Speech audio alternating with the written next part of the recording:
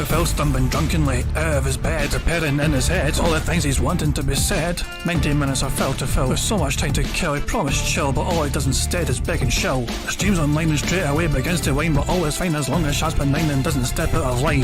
His content's immature for all to endure like fresh manure, but I feel sure he ran straight to feeling so insecure.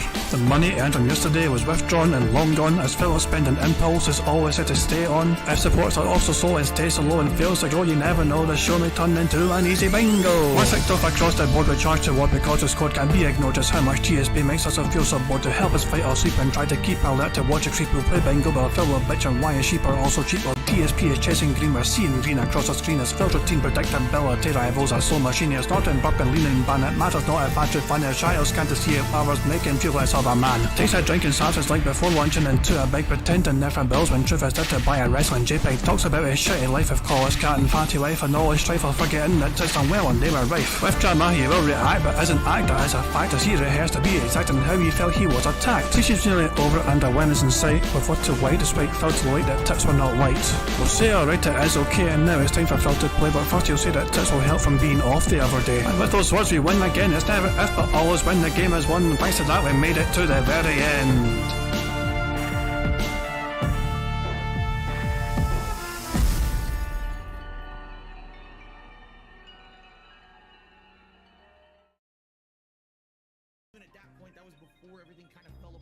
Hey guys, King Jad here, slightly late, sorry about that, I literally just got home, needs must and all that nonsense, but here I am to play some goddamn bingo, and we're just going to get straight into deciding what we're going to pick. The wheel is there with all the things on it, and we're going to pick the 22nd card of things that says interactive. So we've got our bingo cards all generated, I'll just type in interactive, and go to the 22nd bingo card, which will be the 23rd result. Here we go. The bingo card is as follows: phone stuff, help, toxic, interactive, Twitter, members, unique, leg slap, size, creepy whisper, you guys, points at text, snort, WTF are you talking about, and good news. Camera point, here's a thing, hateful slurs, burp, and what I mean by that is. And finally, people saying, voted, addition, lip smack, and gifted memberships. That is a bingo card for today. Phil is live, we're just waiting for him to go live, and I'll get everything set up for you guys, while you guys can enjoy some of your cat music. Sorry again, I was slightly late, but I was literally just rushing to get home as fast as I could. I was out, and yeah, I was just a race against time, and I've just about made it by the skin of my teeth. But outside of that, everything else is good in my life, you know what I mean? So I'll be the guy on level 1. I streamed myself masturbating. I'll be the guy fuck life. I'll be the for the thousands of children. I'll be the guy on level 1. You're still on mission 1. I'll be the guy. I'll be the thousands of children. When your life is all positive instead of negative, it's a much better situation. Big up skier, and I can tell you that from personal experience. Look at my life now. I have a beautiful wife. I have a beautiful life with a family, right? Everything here is so much better than what I had before. Why? Because I'm a positive person.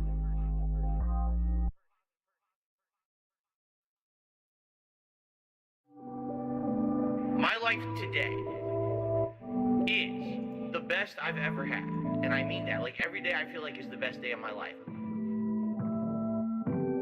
Your life is nothing. I love my life. I have so much fun every single day. You're bagging. I love my life.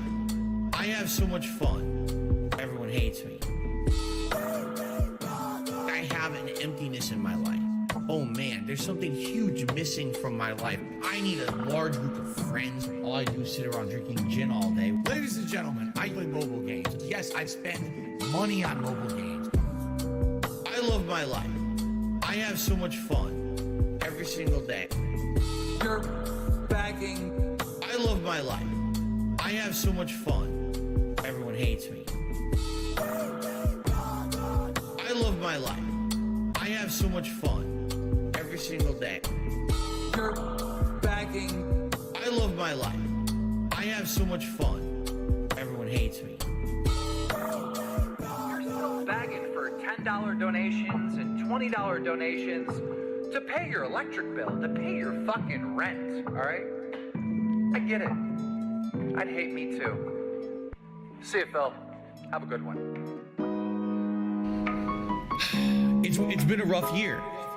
Why does Phil always have to mention that there's a tips goal on the stream? And why does he have to mention if it's a slow day for contributions? And why does he have to bring that up? Big up Skier Cat. And a very slow day for support. Please tip me. I need tips tonight. I jump on stream. Obviously, I need tips. Pay my taxes. Pay my back taxes. Pay my utilities. Pay my mortgage. Pay my internet bill. Pay my utilities. Very slow day for support. Been 47 minutes. And only the third tip of the day. I really appreciate that. I need that way more. Pay my taxes. Pay my back taxes. Pay my utilities. Pay my mortgage. Pay my internet bill. Pay my utilities. I'm a positive guy. I focus on positivity. I tell you guys every day on my stream, I'm not a person who revels in hurting others to get over. I will put out positive, fun gameplay content for you guys, and I will continue to be successful that way. And if I fail, I fail, but at least at the end of the day, I can say, hey, it was a slow day. It's been a very slow day for support. Please tip me. I need tips tonight. I jump on stream. Obviously, I need tips. Pay my taxes. Pay my back taxes. Pay my utilities. Pay my mortgage. Pay my internet bill. Pay my utilities. Very slow day for support. Been 47 minutes. And only the third tip of the day. I really appreciate that. I need that way more. Pay my taxes. Pay my back taxes. Pay my utilities. Pay my mortgage. Pay my internet bill. Pay my utilities. Please tip me. I need tips tonight. I need to pay bills over the weekend. I appreciate those who contribute in any way, but please, if you can tip me, do that rather than these super chats and membership. I need that way more, okay? Now it is time. It's a segment that everyone looks forward to, one of the highest rated segments of all time that I've ever done. All right? Ladies and gentlemen, it is time. Phil's day off. What's up, Piggy? Let's get it started. Big up Skier Cat. It's my day off. Might leave the camera on and jerk off. It's my day off.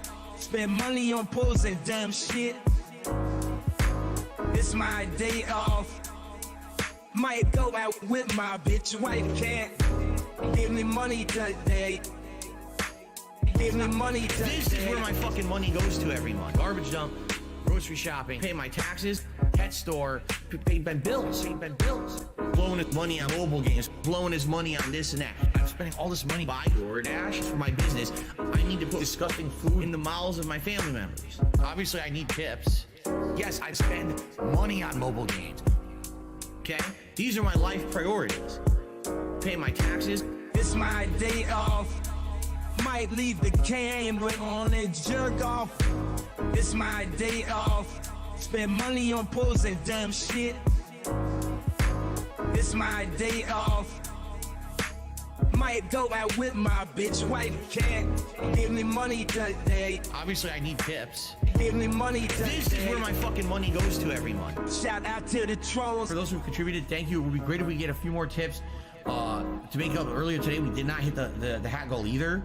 It's been a very slow day. It would be great if we could pick it up a little bit with maybe some contributions tonight with tips. If you can, just saying. You know, I know some people are super chatting or whatever. That helps long term, but right now I really can help. Tomorrow's my day off. The tips I'll have for my day off, you see? Give me money today. Act like that, those toxic assholes don't give a shit about anyone else but themselves. They're selfish idiots who just want to get a laugh on someone else's behalf and don't care about the repercussions of their own actions. They think they're protected because they're all anonymous on the internet, right? So here I am with an actual business being destroyed by that toxic behavior.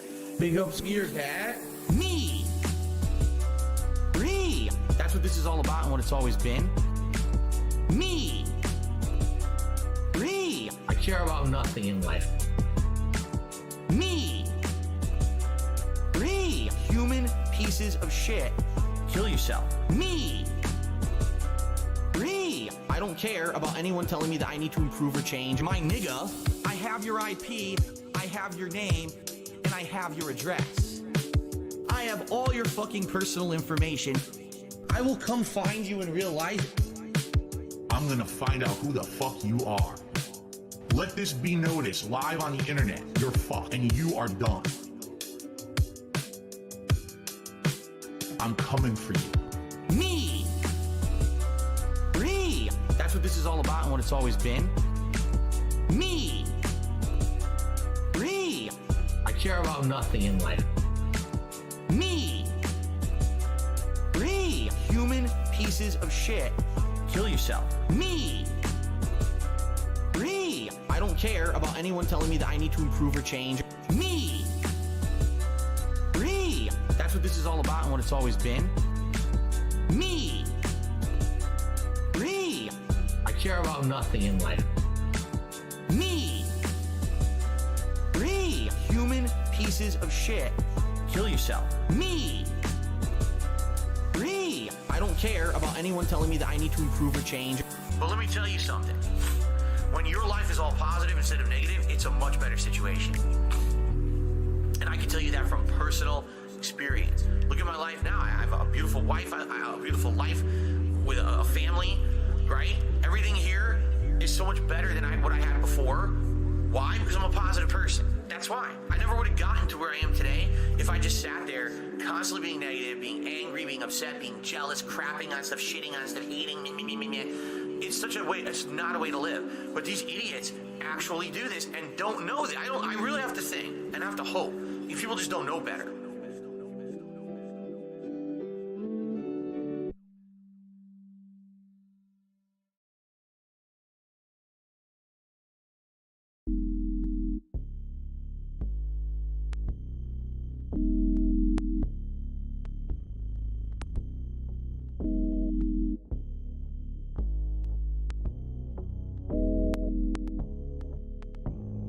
It complements the flavor perfectly. And it's so weird because it's nothing like any other cuisine. It really isn't. I can't even tell you another cuisine that tastes like that. But it's so good. And what I like about Mediterranean food is usually when you get it, you get such a good variety of stuff. Like I got, so it came with hummus and pitas. You dip the pitas in the hummus, and that was delicious. Robust. Insanely flavorful chicken. It's not dry. It's freaking robust. Give me this dipping sauce. Garlic infused dipping sauce. Robust. I will tell you guys is thus. Robust. They came with their rice, which is the seasoned rice. That just tastes, again, it tastes kind of different from other cultural rices. It has peas and carrots, but it's also got this unique seasoning in it that's really good. And then also a side salad, which was like lettuce, tomato, onion, robust, insanely flavorful chicken. It's not dry. It's freaking robust.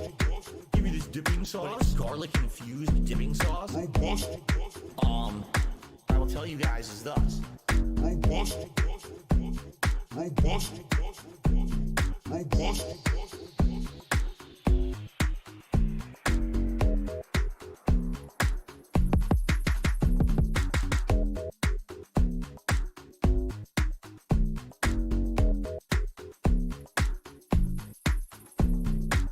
We went and got dinner. Now, this was a double-edged sword. Ladies and gentlemen, now it is time. It's a segment that everyone looks forward to. One of the highest rated segments of all time that I've ever done. All right? Ladies and gentlemen, it is time. Phil's day off. What's up, Piggy? Let's get it started. Big up Skier Cat. It's my day off. Might leave the camera on and jerk off. It's my day off. Spend money on posing dumb shit. It's my day off. Might go out with my bitch wife. Can't give me money today. Guys, Phil's going live, so everyone pay attention. Oh shit, I guess that's, Phil's going live. Remember to tag me in chat if I miss anything on a bingo card. I try my best not to miss anything. I do sometimes. It happens. But yeah, fingers crossed we get a full house today and we can, have a really enjoyable weekend with a full house bingo card. That'd be pretty good. But here we go. Good luck, everyone.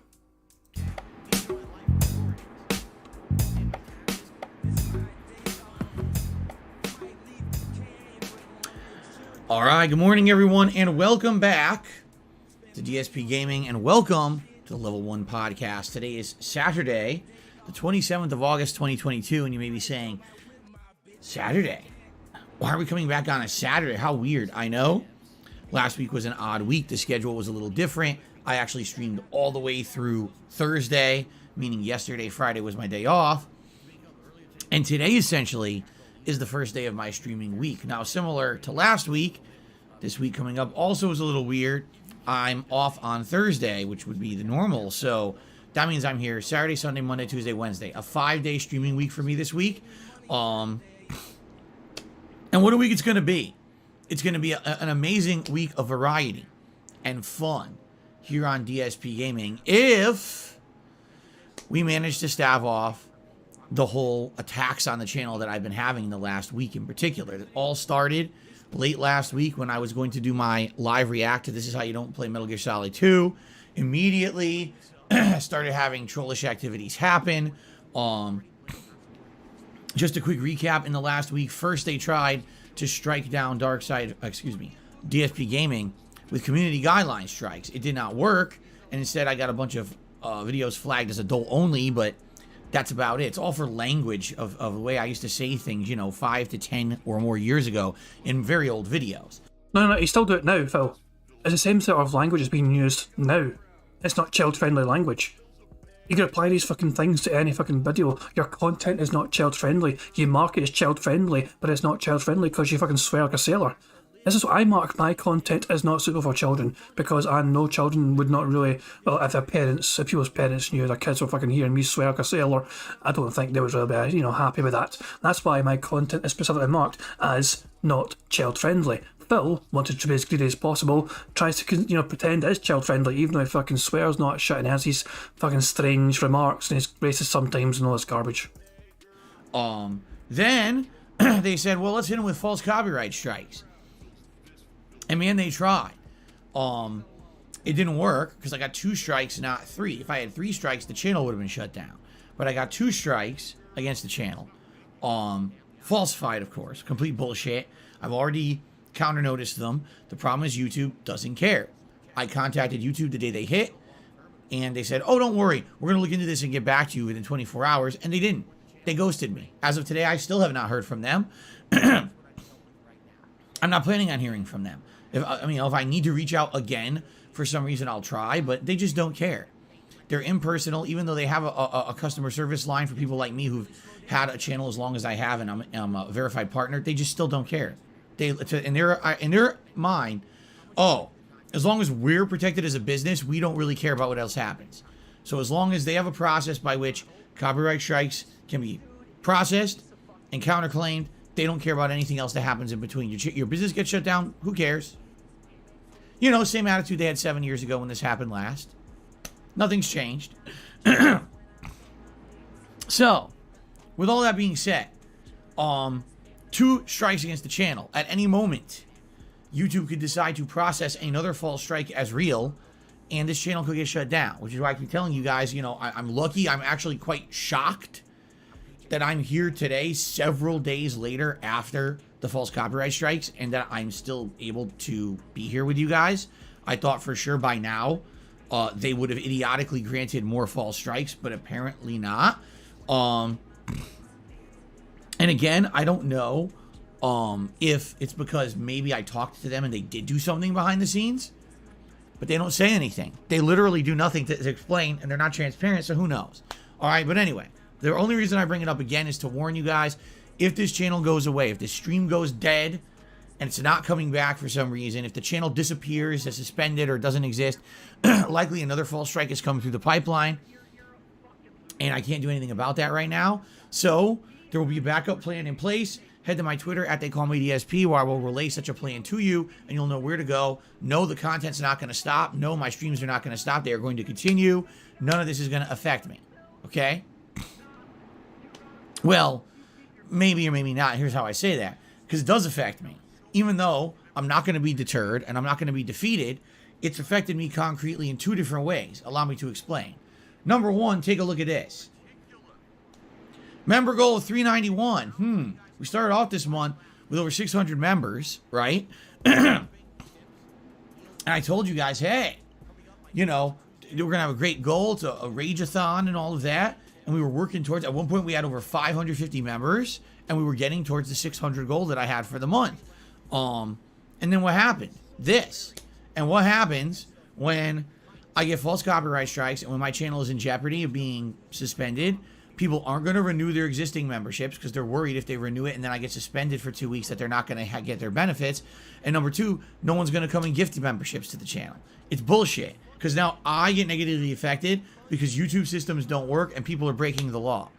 This is income out of my pocket. This is income that I depend on every month that has been consistent. And now I don't get it because of scumbags. Okay? Yes, that pisses me off.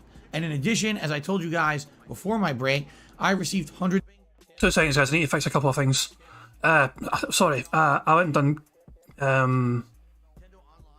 Yeah, I done the wrong thing here. I didn't mean to do camera points. I meant to do points of text. So that's my bad. Sorry, my computer was just bugging out there for a little bit there, so I was trying my best to kind of keep trying to fix that while he was talking, and I was like, shit, I'm going to miss a few things here. Gifted memberships. He mentioned gifted memberships. People are saying he was toxic. Was he toxic? I don't know if he was actually toxic. He was being pissy. He was being a wee bit pissy about things, but was he being toxic yet? Also, this is some amazing copium. This is some absolute amazing copium from Phil trying to fucking blame the most recent drama on losing almost 300 members. Now, he was plummeting members out the ass before the fucking drama all started. He has been toxic to YouTube? Okay, fine. Okay. Right, I didn't miss anything else, did I? So we've got him saying members, him saying you guys, points at text, leg slap, toxic, Twitter, got the memberships. I think we're okay. I think I've covered all the bases.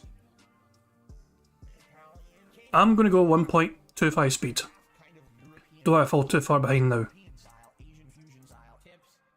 Hundreds of dollars in chargebacks for tips on PayPal. And no, it was not the people who had actually been very generous on the day I announced the copyright strikes. It was from a week or two previous. People who had tipped and basically were waiting to be dicks about it, which makes me feel like this really was a concentrated, concerted effort, because how did it all strike at once if they were laying the groundwork for this for weeks at a time, right? And it's pretty fucked up, because again, I had a really good supportive day on the day I announced the copyright strikes, and then it basically gets negated when the next day I lose hundreds of dollars of those contributions because of chargebacks, okay? So, simply put, I appreciate you all still being here. I appreciate you all still supporting in any way that you can. Thank you for that.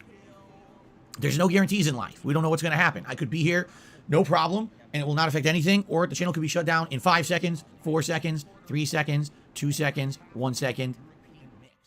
And he's gone. Good night, everyone. I just thought I can't make a joke before he could fucking do it. Nah, I'm going to put it down. He's calling people dicks for fucking doing chargebacks. I'm putting that down as hateful slurs. He's calling people dicks randomly just because they had the fucking audacity to, demand a chargeback because they didn't want Phil to have their money anymore. That is him being quite hateful. Those are hateful slurs.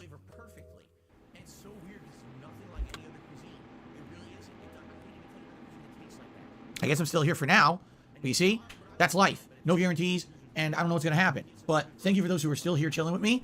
I really appreciate that. And any way that you can support the channel right now is much appreciated. This is a shorter streaming week for me, so tips would be great, because that'll help pay for my day off coming up. If I get shut down off midstream, do auto win bingo. Yeah, you know what we'll do? If he gets completely shut down and he confirms he has been, removed from YouTube temporarily, if he confirms that as well, I'll consider that an auto full house bingo card win. But if a stream just dies for like 2 seconds and comes back, doesn't count. He said help, apparently. Yeah, he said help. So let me tick off that. The thing is though, Phil's talking about he needs help for his day off. He literally just had his day off. He had come back from his day off. This is his first stream back from day off. His next day off is Thursday. Also, he's literally just been paid. I need to rewind this. To fully take this in. PC, that's life. No guarantees, and I don't know what's going to happen. But thank you for those who are still here chilling with me. I really appreciate that. And any way that you can support the channel right now is much appreciated. This is a shorter streaming week for me, so tips would be great, because that'll help pay for my day off coming up in only 6 days, as opposed to the usual 7 days that I have to build up. I only have 6 this week. Yeah, whatever, man. And you know what? I don't blame you. If you don't become a member, if you don't up your membership, if you don't gift memberships, I can't blame you. I can't. I'm not going to sit here and be like, oh, I'm so upset that people won't. I'm not going to do that. It's not your fault that people commit crimes against me, and then YouTube allows it. It's just not your fault. And now I get it, you know. Again, it would have been one thing if we were all positive and there's other stuff going on. It's like, oh, look at all this negative shit, you know. Yeah, it's bullshit. Anyway, I just wanted to get this out of the way because I have a lot of positive stuff to talk about today. And I said, let me get this shit out of the way now, okay? So, thank you so much to everyone who is supporting. If you can support, please do. In any way is appreciated. Thank you.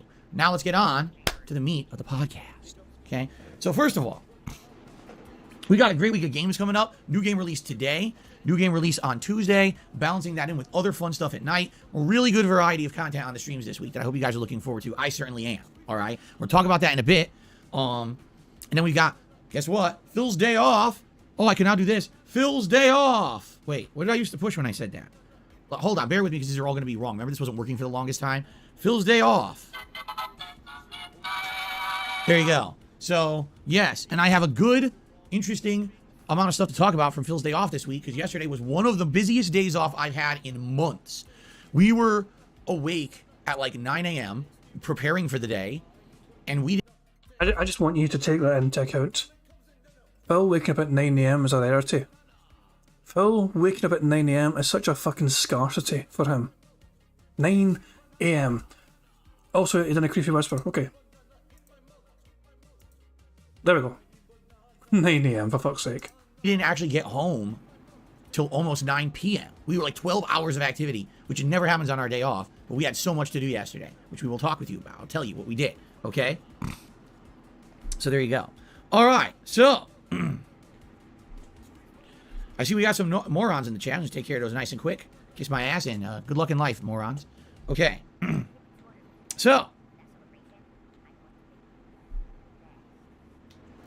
let us continue, shall we? Yeah, I know. I got to ban a bunch of people. There's like 4 or 5 of them all in a row. Morons. Okay. Where do you even begin? Because by the way, I have new things that are added to the stream as of today that I want to announce and show you guys. So that's a part of the stream too. Crap. How do I mean, no matter what, we build suspense. How about this? First, we'll do the schedule. Let's get that out of the way. All right.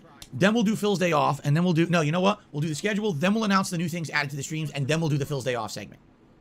There you go. Segment number 1, the schedule. Let's do it. Today, it's a brand new release. I'm actually wearing a shirt in honor of today's new release. It's Pac-Man World Repack.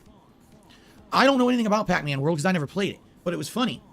Because over the years, people have brought up this game on my stream saying, hey, are you ever going to play Pac-Man World? And I'm like, I don't know what that is. Is it a Pac-Man game? You know, I grew up playing different Pac-Mans in the arcades or whatever. And they're like, no, this is when Pac-Man, I guess, was taken into a 3D plane, a 3D realm, much like how all those games back then, Mario and Sonic, were all be taking 3D. Pac-Man actually had a 3D game that I guess is like an action platformer or whatever. I literally know nothing about it. I never played it or saw it.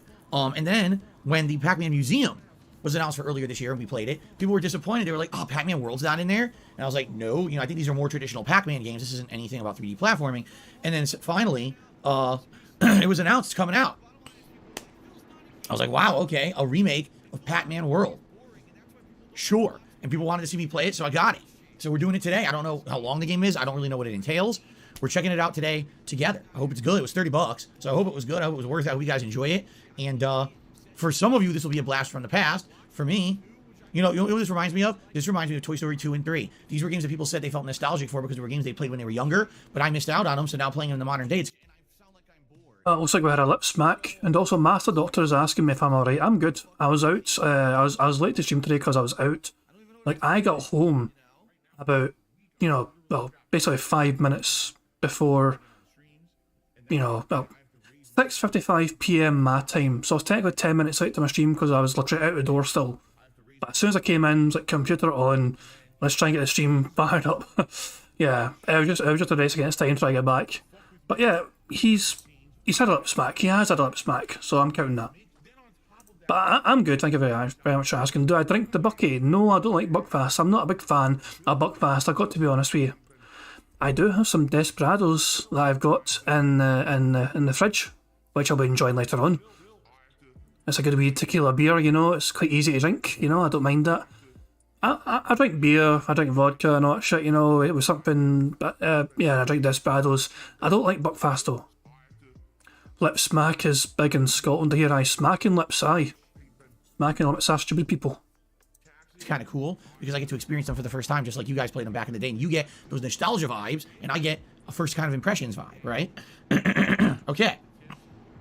So it should be good. That's the first stream today. Later tonight, it is Saturday Night Slam. You might say, what the hell is that? It's Friday Night Fights. Only it's not Friday because I was off yesterday. So it's the Capcom Fighting Collection tonight instead of yesterday.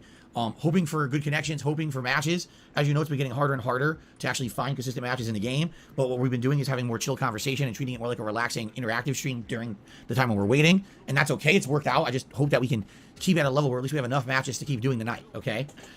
Okay. Tomorrow, we'll either do more Pac-Man, depending on if you like it today and you want more, or we can swing back to Saints Row 1 for the first stream. Tomorrow night is Sunday Night Bites, my weekly late night chill session of Bassmaster Fishing 2022. I've done this for 3 weeks now. The first week, you guys loved it.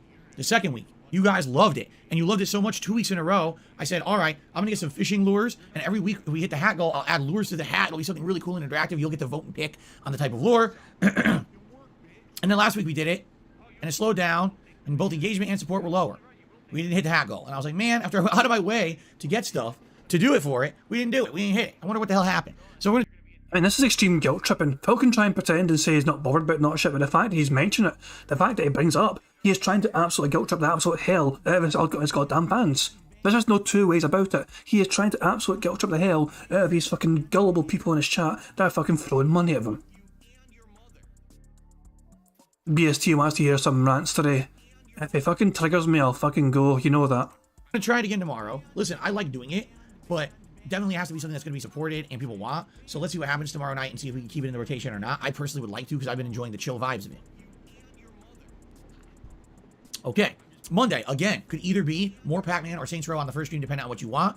And then Monday night will likely be my final session of 2 Point Campus. And allow me to explain why I say that.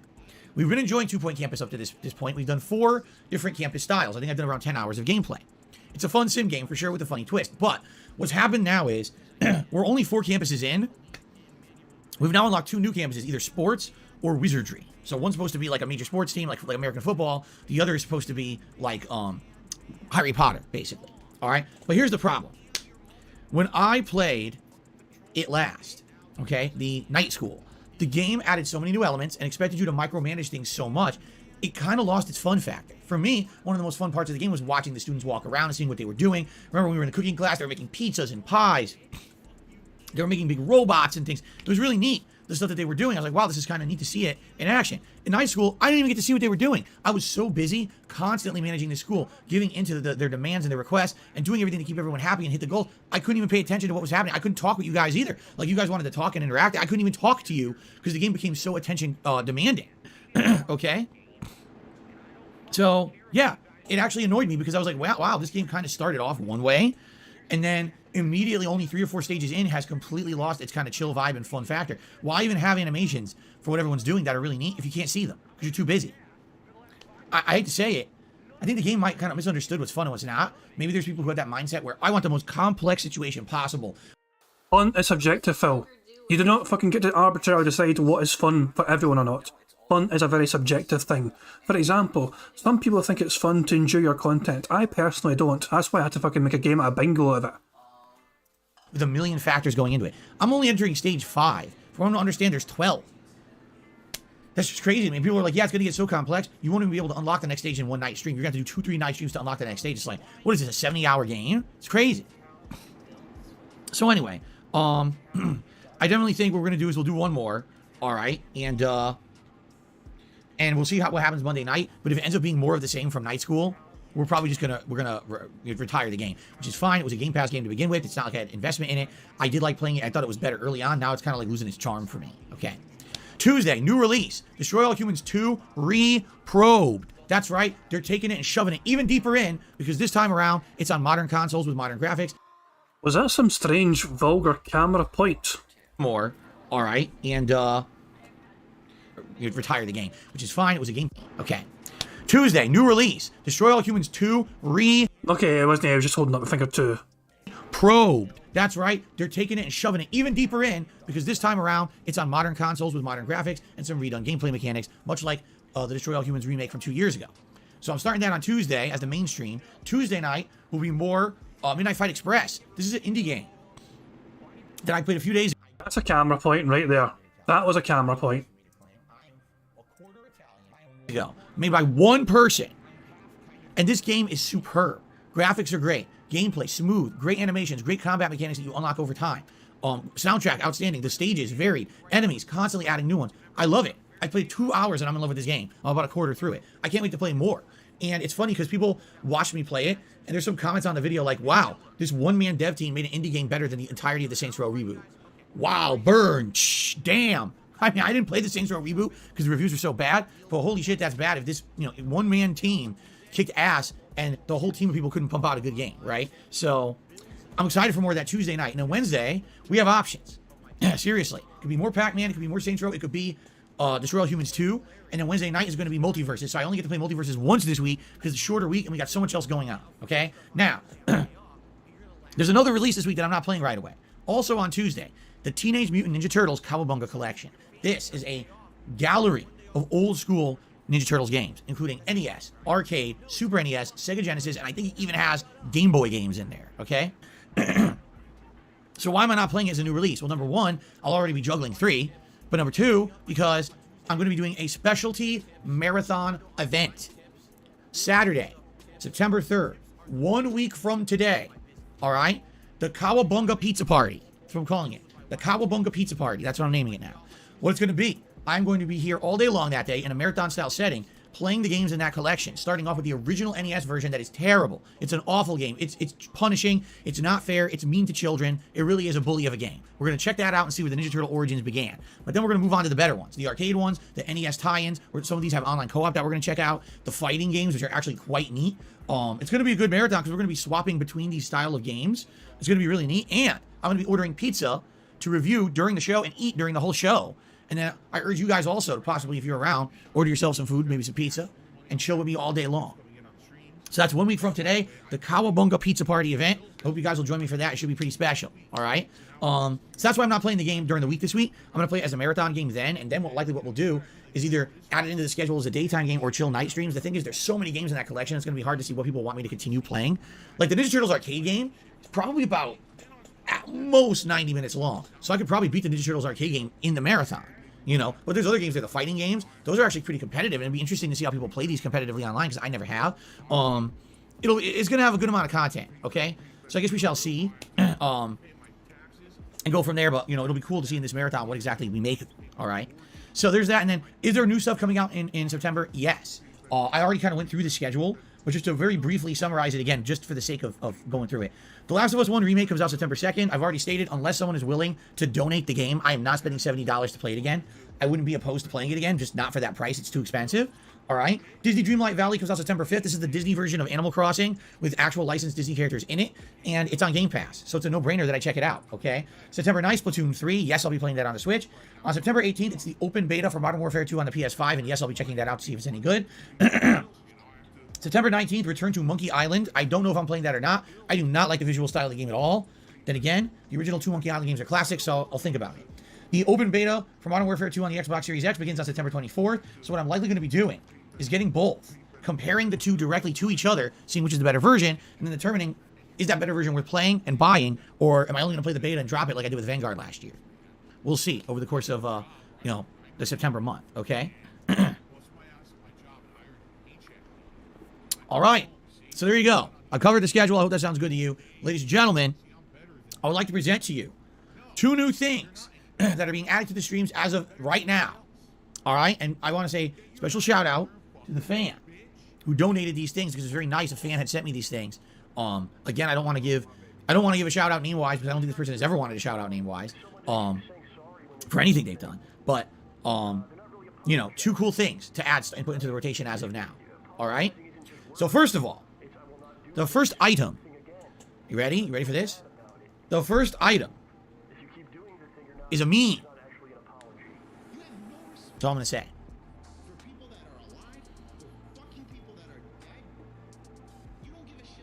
Oh, would you like an explanation of the meme? Oh, okay.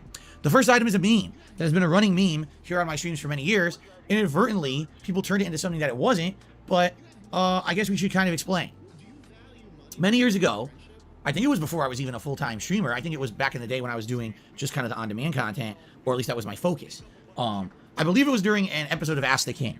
Someone had asked me a story about toys and presents and things when I was a kid. I don't really remember how it got started, all right? But I told the story. The only way for you guys to understand it and put it in a frame of reference is I got to tell the story again, okay? So I'm going to tell the story.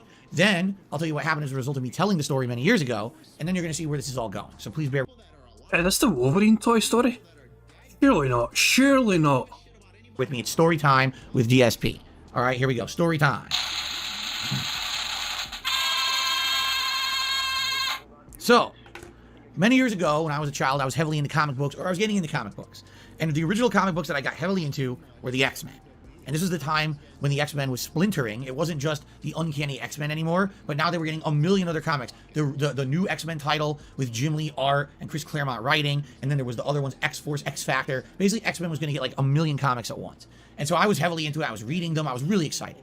And I started collecting not only the comics, but other things as well. I mean, I'm a kid. I want to play with action figures, right? So I had X-Men action figures when I was a kid. And there was one that came out that I wanted the worst, or the most, I should say, because it was my favorite character, Wolverine. All right? And It actually is the Wolverine toy story. Oh my god. Oh my god, it actually is the Wolverine toy story. This dude is a piece of fucking garbage. 22 results for Wolverine toy. Sadly, it's not included. I mean, shit, man. I don't know how I would find that video. I don't know how I would find that video.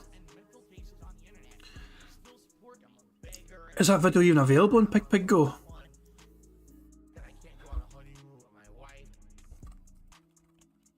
I think a strange wee thing when I said at the end, why don't you listen to me? Nah, it's not on Bingo, god damn it, that's so annoying.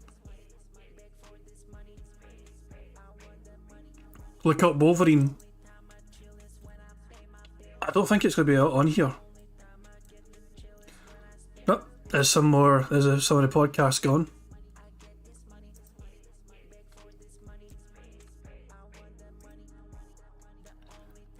It's terrible, man. I think it definitely was like an Ask the King. It's not this one anyway, it's not that one. Hang on, give me a second, guys. I want to have a side-by-side comparison. You're a fucking loser. Oh, is it this one? He had the opportunity to make Surely not, I don't think it was this one. entertain you, and he wouldn't do it. But you're gonna still Give me a wee second, guys. No, what the fuck was this? to pay his fucking bills. Nah, you got a job. You keep your money. Jesus Christ, man. Right, what's it said here? I'm starting to look like the Wolverine. Fuck off, Phil. I find it depressing. Well, just the Wolverine toy story, it's incredible. I told you to buy the figure. We'll try searching that in Bingo. Told you to buy. Nah. No sign of it. I think it is on his channel. I think it's on this channel somewhere. Ah, hell, man. What is up, everyone? Shut up, Phil. I last gasp. Is there anything? I searched Wolverine. Is it this one? And for 2 days, you didn't have any. Today, you'll have the weekend preview. My goal is that every... Shut up. I don't know. I don't know if we're going to be able to find it. Oh, that's so annoying. Hell. I mean, I can just find it. I can search it normally. Like, I can... If I do this, it'll probably find it here. There you go. And he says, is there something... It's like, it's not a direct source. I was looking for a direct source of it. That's kind of what I was after. So let's hear Phil's retcon first, right? And then let's enjoy this afterwards. Does that sound good to everyone? Right, let's go for Phil's retcon version first. They had already had a Wolverine action figure out, but it was the old version of Wolverine. That wasn't the current version. The current version was a certain suit color, blue and yellow, which actually was his original. Then in the comics, they had changed it over to this weird, almost brownish and yellow for a while, but then they changed it back to the blue. So everyone wanted an action figure that was representative of the current character. So when they released it, it was the hottest toy, and it ended up being so in demand. You really couldn't find it in many stores at all. It was like you go to, you see all the other ones. Oh, they got Cyclops, they got Jean, they got this kid. Where is Wolverine? No one has this character, okay? So, as a kid, Wolverine being my favorite X-Man, I want that figure. So I told my parents how badly I wanted it. And they said, well, you know, it's not your birthday. It's not a holiday. You know, everyone, when would I get gifts when I was a kid? When would I actually receive a gift from my parents, like a toy? Christmas, my birthday, or if there was a special occasion, like for example, let's say I did really good on my report card at school or something like that. You know, this was when I was still in elementary school. Then I would get a reward, usually like one singular toy or something like that. For something like a new game console or something like that was a rarity that had to be built up in advance. My parents had to save up for it because they were pricey. You know, it wasn't like I was in a family that had a ton of money and you just get things constantly. In fact, I've told you guys this story before. I'll tell you this story too. When I was a kid, my mom and dad would go to the store together. All right, so let's say we were going to a store. First place we would go when we entered the store was the toy department. All right, my parents would say, "Okay, pick a toy." So I'd look at all the toys. Oh, look at this one. I want this one. So I would hold it and I would just have the toy in the cart with me. My parents would do all their shopping, an hour, 2 hours, whatever it was, because who knows, you know, I'm talking about different kinds of stores don't exist anymore. I guess today the closest thing would be like Target or Walmart. Back then they were called Bradley's, Caldors. That was the kind of store that they shopped at, okay? So I would sit there looking at the toy for an hour, 2 hours. And then at the end of the trip, when they were ready to check out, they said, okay, time to go back. Okay, we go back to the toy department. And I put the toy back on the shelf, and that was it. We would leave. I didn't get the toy. I wasn't raised to expect to get anything, unless it was a special occasion. So I knew when I went to that store, I wasn't getting anything. I could look at the toy, I could examine it, I could, you know, read the box, I could think about maybe this is something that I want in the future. Hold on a second. Did I hear him right?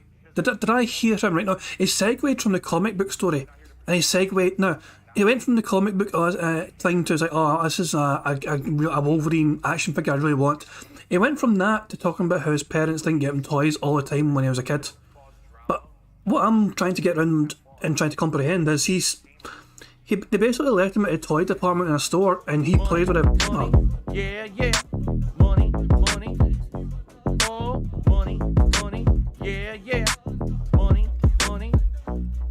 Thank you very much, Black Mage 666 for super chat, who says we're 2 flashbacks deep about pointless trash. Exactly.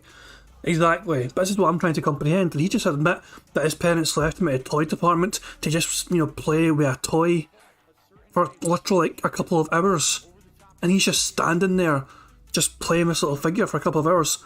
His mum and dad would fuck off around the rest of the shop, and then they come back to get him, and he puts the toy back. That sounds ridiculous. Store that they shopped at, okay? Just pay attention to what it says here. So I would sit there looking at the toy for an hour, 2 hours, and there we go. I was sitting there looking at the toy. So they left him there at the toy section. They did their shopping. They come back for him.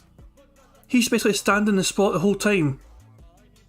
Wordle Leader says no, they went to the toy section first, grab a toy, and then he'd go with them shopping. Oh, so he's basically got it with him within, you know, to pretend it's his toy and then they put it back before they leave. That's also kind of fucking weird. That is also kind of fucking weird, Wordle Leader. It's not as fucking weird, but it's also kind of fucking weird. Oh, here, take this fucking toy, we pretend we're gonna fucking buy it, and then we have fucking grubby little fingerprints all over it, put it back for some poor other child to fucking have to suffer a second-hand used toy that has been just defiled by Phil's grubby little hands. And then, the end of the trip, when they were ready to check out, they said, okay, time to go back. Okay, we go back to the toy department, and I put the toy back on the shelf, and that was it, we would leave. I didn't get the toy. That is just a bizarre story to me. Prophet says the original story he couldn't read yet, so he left an unattended child of probably 4 or 5 to play with toys alone. So nah, I misunderstood. It wasn't left alone at the toy section. He basically took a toy from the toy section and pretended they were going to buy it, and then when the time came to check out, they put the toy back. So Phil had something to distract him while he went around the shop. Money, yeah, money, oh, money, yeah, money. Thank you, Black Mage 666 for the super chat. It says, too bad he wasn't kidnapped. That's a bit dark, but who the fuck would want this creature? Look at him. I mean, look at the fucking state of him. Even as a child, imagine a child version of this fucking guy. Jesus Christ, that's a bit dark. But yeah, I misunderstood it first, to be fair. Wardrobe Leader explained it to me and I can see now what it meant, but it's still kind of fucking weird that it's like, let's go to the toy section first so we've got something to distract our dumbass son. And I was like, okay, here's dumbass son, pick a toy to play with while we shop. And he's like, okay, I like this one. And I was like, okay, grab it and take it with you so we can go around the shop together. I was like, okay. Fucking going around getting fucking butter and all that shit and, you know, the groceries and all that stuff and fucking alcohol to fucking cope with the depression of having a fucking child like Phil. Then they go to the get ready to fucking check out afterwards and it's like, okay, dumbass son, put the fucking toy back now. He's like, okay. He doesn't get the toy, he doesn't get a toy after all. He got to play with it for an hour or two as he went around the shop getting all the essentials. That was all. But he has to put it back because it wasn't a special occasion. Bloody hell, man. That is not a normal story to like, oh, we need, our dumbass son is so fucking much of a handful, we need to distract him with something that we're not planning to buy. I wasn't raised to expect to get anything unless it was a special occasion. So I knew when I went to that store I wasn't getting anything. I could look at the toy, I could examine it, I could, you know, read the box, I could think about maybe this is something that I want in the future when it's a special occasion, but I didn't just get it. I didn't even think of the fact that it's in a box. I just assumed these toys were like, you know, out of box, just sitting there, as you know. So he's carrying around a wee box for an hour, so looking at it, going, I wish this was mine, and just, you know, turn it over and back, and turn it over and back, and turn it over and back, over and over again for like a couple of hours. This is unbelievable. This is such an incredible story. Hi, I'm Stu says, I bet Phil was intolerable at school as a kid. Just imagine his attitude towards other kids snorting and sitting there in front of class like a teacher's pet. I'm willing to bet Phil wasn't much of a snorter as a child. I'm willing to bet that. It might have been, but it's hard to imagine a young DSP snorting like crazy. It feels kind of cruel to picture DSP as a child snorting all the time. Okay, that was just what I understood. That was how things work. Okay, so when I go to stores and I see they have the Wolverine action figure, I know I'm not getting it. All right, but I say to my parents, "Hey, this is what I want. I love that Wolverine. He's my favorite X-Man. If anything, if you could get me this figure, I would love it." And my parents say, "Okay, well, you hold it, look at it, or whatever." And I remember once I had it in my hands, I looked at it and I wanted it so bad. I told my parents, "Please, this is the figure I really, really want. Please get it for me for a holiday or something." Okay, so. Here's what ends up happening, okay? My parents didn't buy the figure then, and they didn't buy the figure at all. This was before the era of extreme demand for toys, okay? The Tickle Me Elmo era, the 1990s insane collectibles era. Like, did you ever see the movie Jingle All the Way? Don't know if any of you ever saw it. Like, that movie is... Okay, down now. Great movie. Fucking great movie. One of Arnold Schwarzenegger's greatest movies, in my opinion. Jingle All the fucking way. Oh, it's a fantastic goddamn movie. I don't know. I don't know why, but I fucking just love that clip of him fucking yelling at the phone, like, put that cookie down now. Just, and he fights a reindeer. He actually fights a reindeer, a drunken reindeer at that. You know, it's great stuff.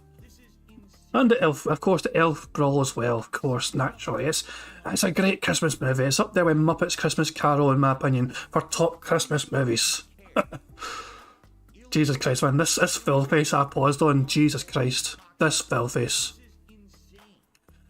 Right, I'm gonna, like, before I get can I talk properly? No, I can't. I guess I can't. Hang on. The focus. Hang on a second. I'm gonna just turn this down a little bit. Just turn the music down slightly because it may have been too loud. Just a wee message here from somebody. The direct source. Oh, this is actually what the... Well, whatever. And he said... Yeah, this is what Harold Ben. Okay, cool. We've got that ready to go and play after Phil's finished here. Okay, continue the story, Phil. Continue the story. Sorry about that, guys. We just got distracted. I was just grabbing Prophet's link there as well. Wardrobe Leader says the #1 Christmas movie is Die Hard. I agree, and Lethal Weapon is also should be considered as a Christmas movie. Lethal Weapon happens at Christmas time. People seem to forget that. But Lethal Weapon, technically also a Christmas movie, but Die Hard is a great Christmas movie too. Undeniably. based on what was actually happening in real life with toys. Now it's a parody. It's an extreme spin-off. But the idea was every holiday this was happening, there would be a hot couple of toys that parents couldn't get for their kids because everyone would be rushing and buying them up and reselling them. So basically the market exploded for certain toys, and it just so happens the Wolverine action figure was one of those toys that was that popular. Okay, so after that initial time that I had it, I basically never saw it again. And then I remember one time we were at a comic book store because I was a comic book kid. I love going to comic book stores every week. And I went there with my parents, and they had the Wolverine action figure, and it was expensive. It was hanging on the wall, and they were saying, you know, for sale. And it was like, I'm not even kidding, it was probably like $50. You know, average price of an action figure back then was probably like $5 to $7. So they're charging 10 times the asking price at a store because it's so rare. To which I said to my parents again, that's seriously all I want. You get it for me, please. They didn't get it. So what ended up happening was, holiday comes. I don't remember what holiday it was. It could have been my birthday. It could have been whatever. And all I'm thinking of is the Wolverine action figure in my head. I open all toys and think, it's not there. So what ends up happening? I'm disappointed, admittedly. I told my parents for months this was the only thing I wanted, and they tried to make up for it. I remember, like, they got me a bunch of other stuff, but it's not anything I asked for or really wanted. I wanted the one thing, and they didn't get it for me because no one could get it anymore. You see? So eventually, I did get this action figure. It was much later. I remember it was like much later in the year, probably like another holiday. By the time I gotten it, it didn't really matter anymore. And that's the thing with kids, right? And like I think if you have kids, you probably know this, or if you know kids, they get into the fad. What's the hottest thing right now? That's what they're into. But that thing could just drop in a moment. Yeah, yeah. Money, money. Oh, money, money. Yeah, yeah. Money, money. Thank you very much. Hum along if you can't sing along for Super Chat. It says 07 pimps. I have a feeling that that's like a custom smiley reference that I don't understand. People actually suggested I should try and download something to enable like custom emojis in chat, and it was suggested before and I completely forgot. Yeah, 07. I don't know what 07 is. I've seen it a few times. I know 02. That's a fucking phone company, but I don't know 07. I don't know. I assume it's something to do with a custom emoji of sorts. I don't know. Is that a salute?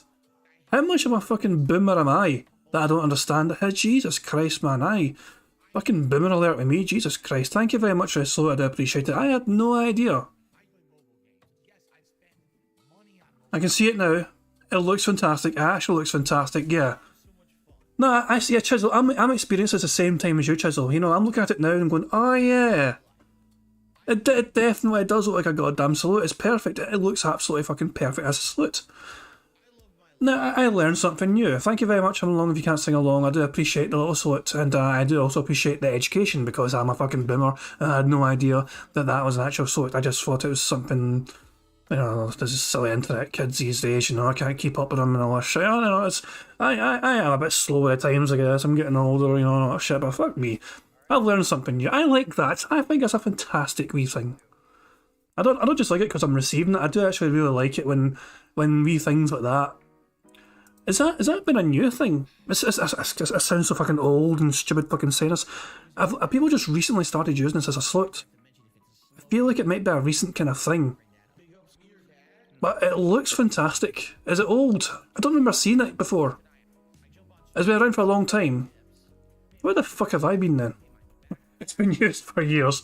I think I'm just going to keep playing the bingo before I keep fucking embarrass myself. And well, yeah, I'm a boomer. I'm a boomer. Yeah, I'm like fucking 35 years old. I admit it. I'm a boomer.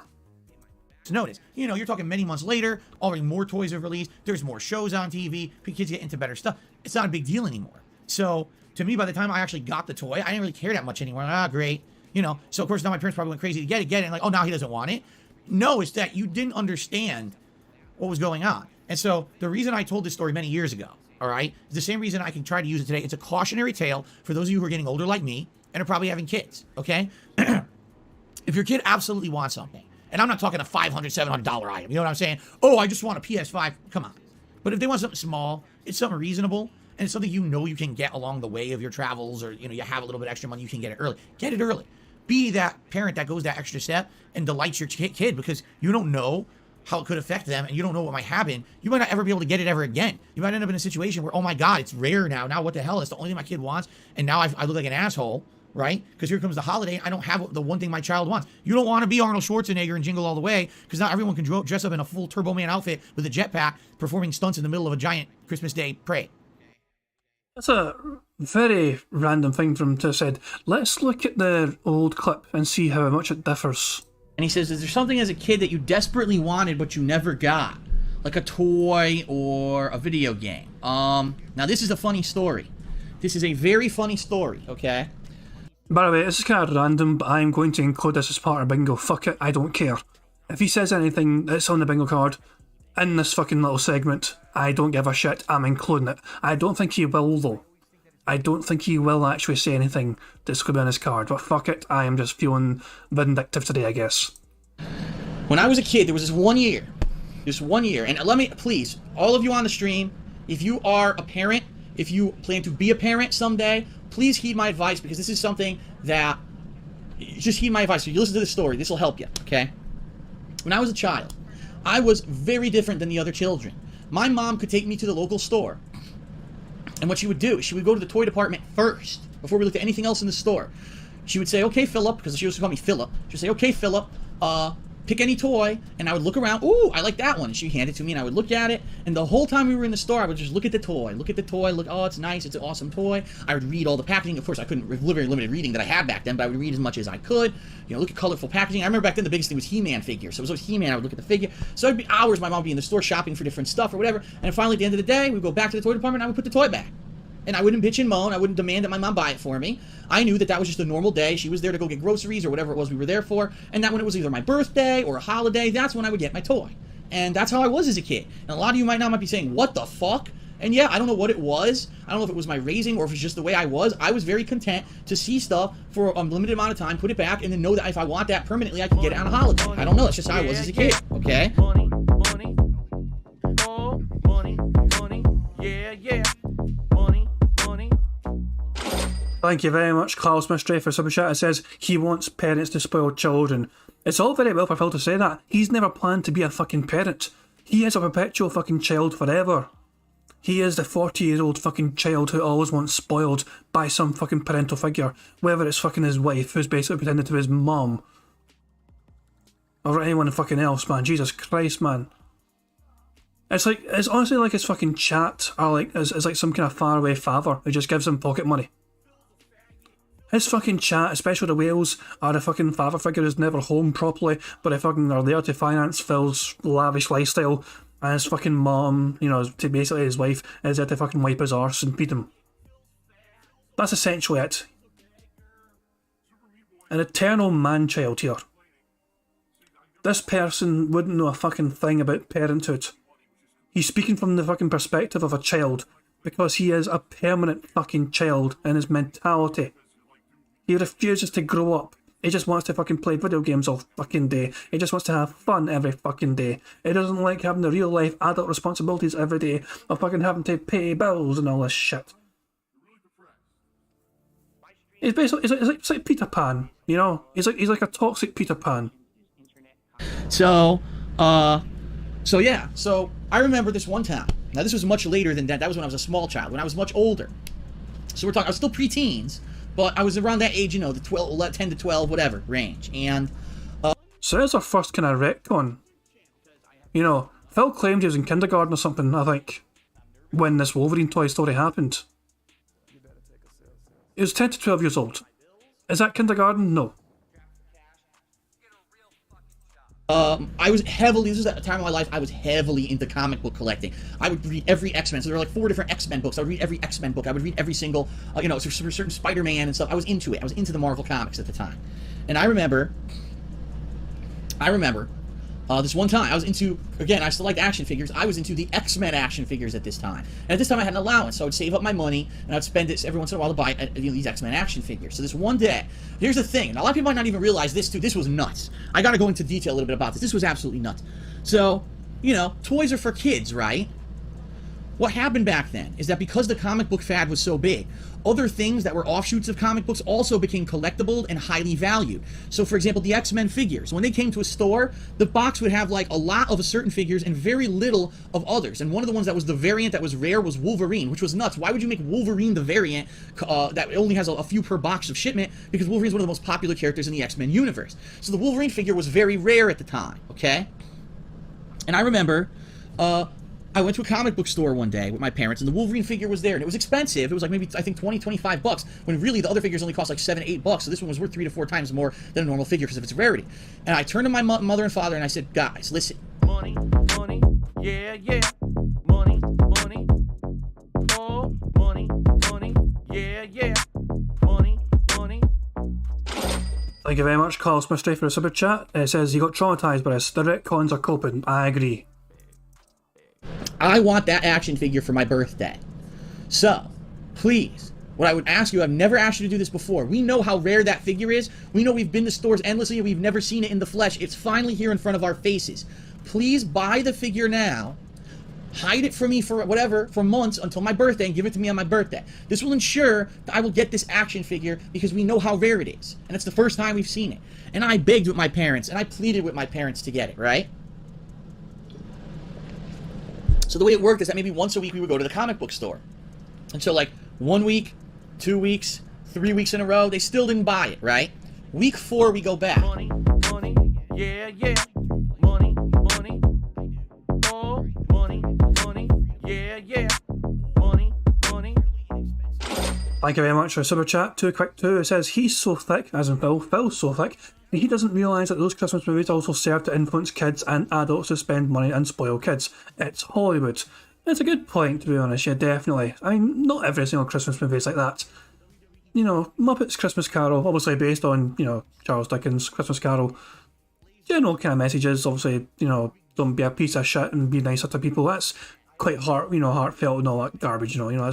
But yeah, some Christmas movies definitely are out there just to try and make money and, you know, certain products not shit. Well, to be fair, it's not just Christmas movies, it's movies in general, you know. Fucking new Star Wars money coming out, okay, let's fucking make a toy out of a cute wee new robot, you know, and yeah, what about the movie? Let's make the movie important. Never mind how important the fucking movie is or how shit the movie is, not sure how good the movie is. Let's just try and make a wee cute wee robot toy thing that's going to be really, really sell well and make us a bunch of money, and the kids will all want it, and even some adults will want it because they want to fucking feel retro and all that shit down memory lane and all that stuff. It happens with all sorts of movies. It's not just, you know, Christmas movies, you know. But yeah, some Christmas movies are definitely out there to try and get as much money from the public as possible. But yes, that's just a. Is that just how you sum up capitalism, or is that just how you sum up America? Is one the same as ever? I don't even know how you fucking sum that up. But yeah, yeah, product placement shit happens all the fucking time. I like how, remember Wayne's World had a few like blatant ones, and they fucking made it blatant, and they're trying to mock it for being blatant. It was like Pepsi and Pizza or some push, and it's like, yeah, it's kind of funny, but yeah, it's okay. Like they know they've got product placement happening in this movie, and it's okay. They're going to just make it into an actual thing. Then we're obvious about it. Yeah, very good. It's gone. We asked the store owner what happened. Someone bought it, and I have not. You know, we haven't gotten any more. We've gone to other. You know, it's so popular. We've gone to toy stores. No one can find this action figure anymore. It's that rare because it was the most popular character at the time. Wolverine. He was the rarest figure because he was the variant figure in the box figures that we shipped to toy store. Yeah, money, money, oh, money, money, yeah, yeah, money, money. Thank you very much for super chat. US Army 77 says, so he could save his allowance as a kid, but now 40-year-old man baby, he can't save money now. Precisely. I don't even know if he could save his fucking allowance as a kid. He probably spent it as fast as he got it. If he was capable of saving his allowance, maybe he could have fucking saved up and bought a Wolverine toy himself. But no, not Phil. He's like, no, I've already spent my allowance on everything. Immediately, because that's how I am. I'm just trying to think what would have been the equivalent of a gacha game when Phil was like 10 or 12 years old. Maybe fucking the wee machines at the... I don't know if his, you know, arcades in America, I don't know if any of those arcades would have had those kind of wee machines where you can put in like a cent or 2 cents, or even nickels and dimes or whatever, and you try and win a whole bunch of money. It's literally just a machine where you put in one coin and you try and get a bunch of coins back. It's kind of moving mechanisms to it. I don't even know if those arcades would have had that. But yeah, Prophet says he lost his allowance on money matches. That's a good fucking point, actually, yeah. Oh, the fucking money match lore, Jesus Christ. But yeah, Phil's always been capable of fucking saving money and being responsible for money. As a child, you could understand it. But since then, he fucking got a finance degree or a bachelor's degree in finance, and then he's in the 40-year-old now. You think he can handle money better? But he's like, no, bankrupt, dozens of credit cards, broke, gone, everything, just usual shit basically. DJ Dino says, Phil talks about his family not having much money, but he got allowance. We were poor and I didn't get anything, yet he plays much more victim here. Exactly what DJ Dino went, exactly. He likes to pretend that he wasn't fucking mega rich, but the fact of the matter is, he was able to fucking... That's what I'm saying, he got pocket money as a child, and he was... Phil was spoiled as a fucking child. Let's be honest here. He pretends he wasn't, but he was absolutely fucking spoiled. But he was the only child, that fucking tends to happen. Phil had nothing else to compare it to, really. Phil is comparing himself to some better off people, which is normal for him actually these days as well, because he always tries to do it with other YouTubers as well. He's jealous of other YouTubers like PewDiePie and all that shit because he got so much more than him.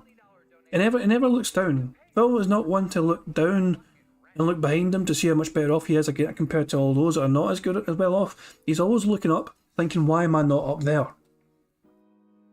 He's stepping on the fucking people while he's looking up here, and he's not paying attention to who he's stepping on. To acknowledge that he's actually got it quite good, and he's not aware of how good he has it. There's always someone worse off than you, Phil. There's always someone worse off than you in life than you, Phil, in life. It's just the way it is. So my birthday came and passed, and guess what? He sighed. I'm counting it.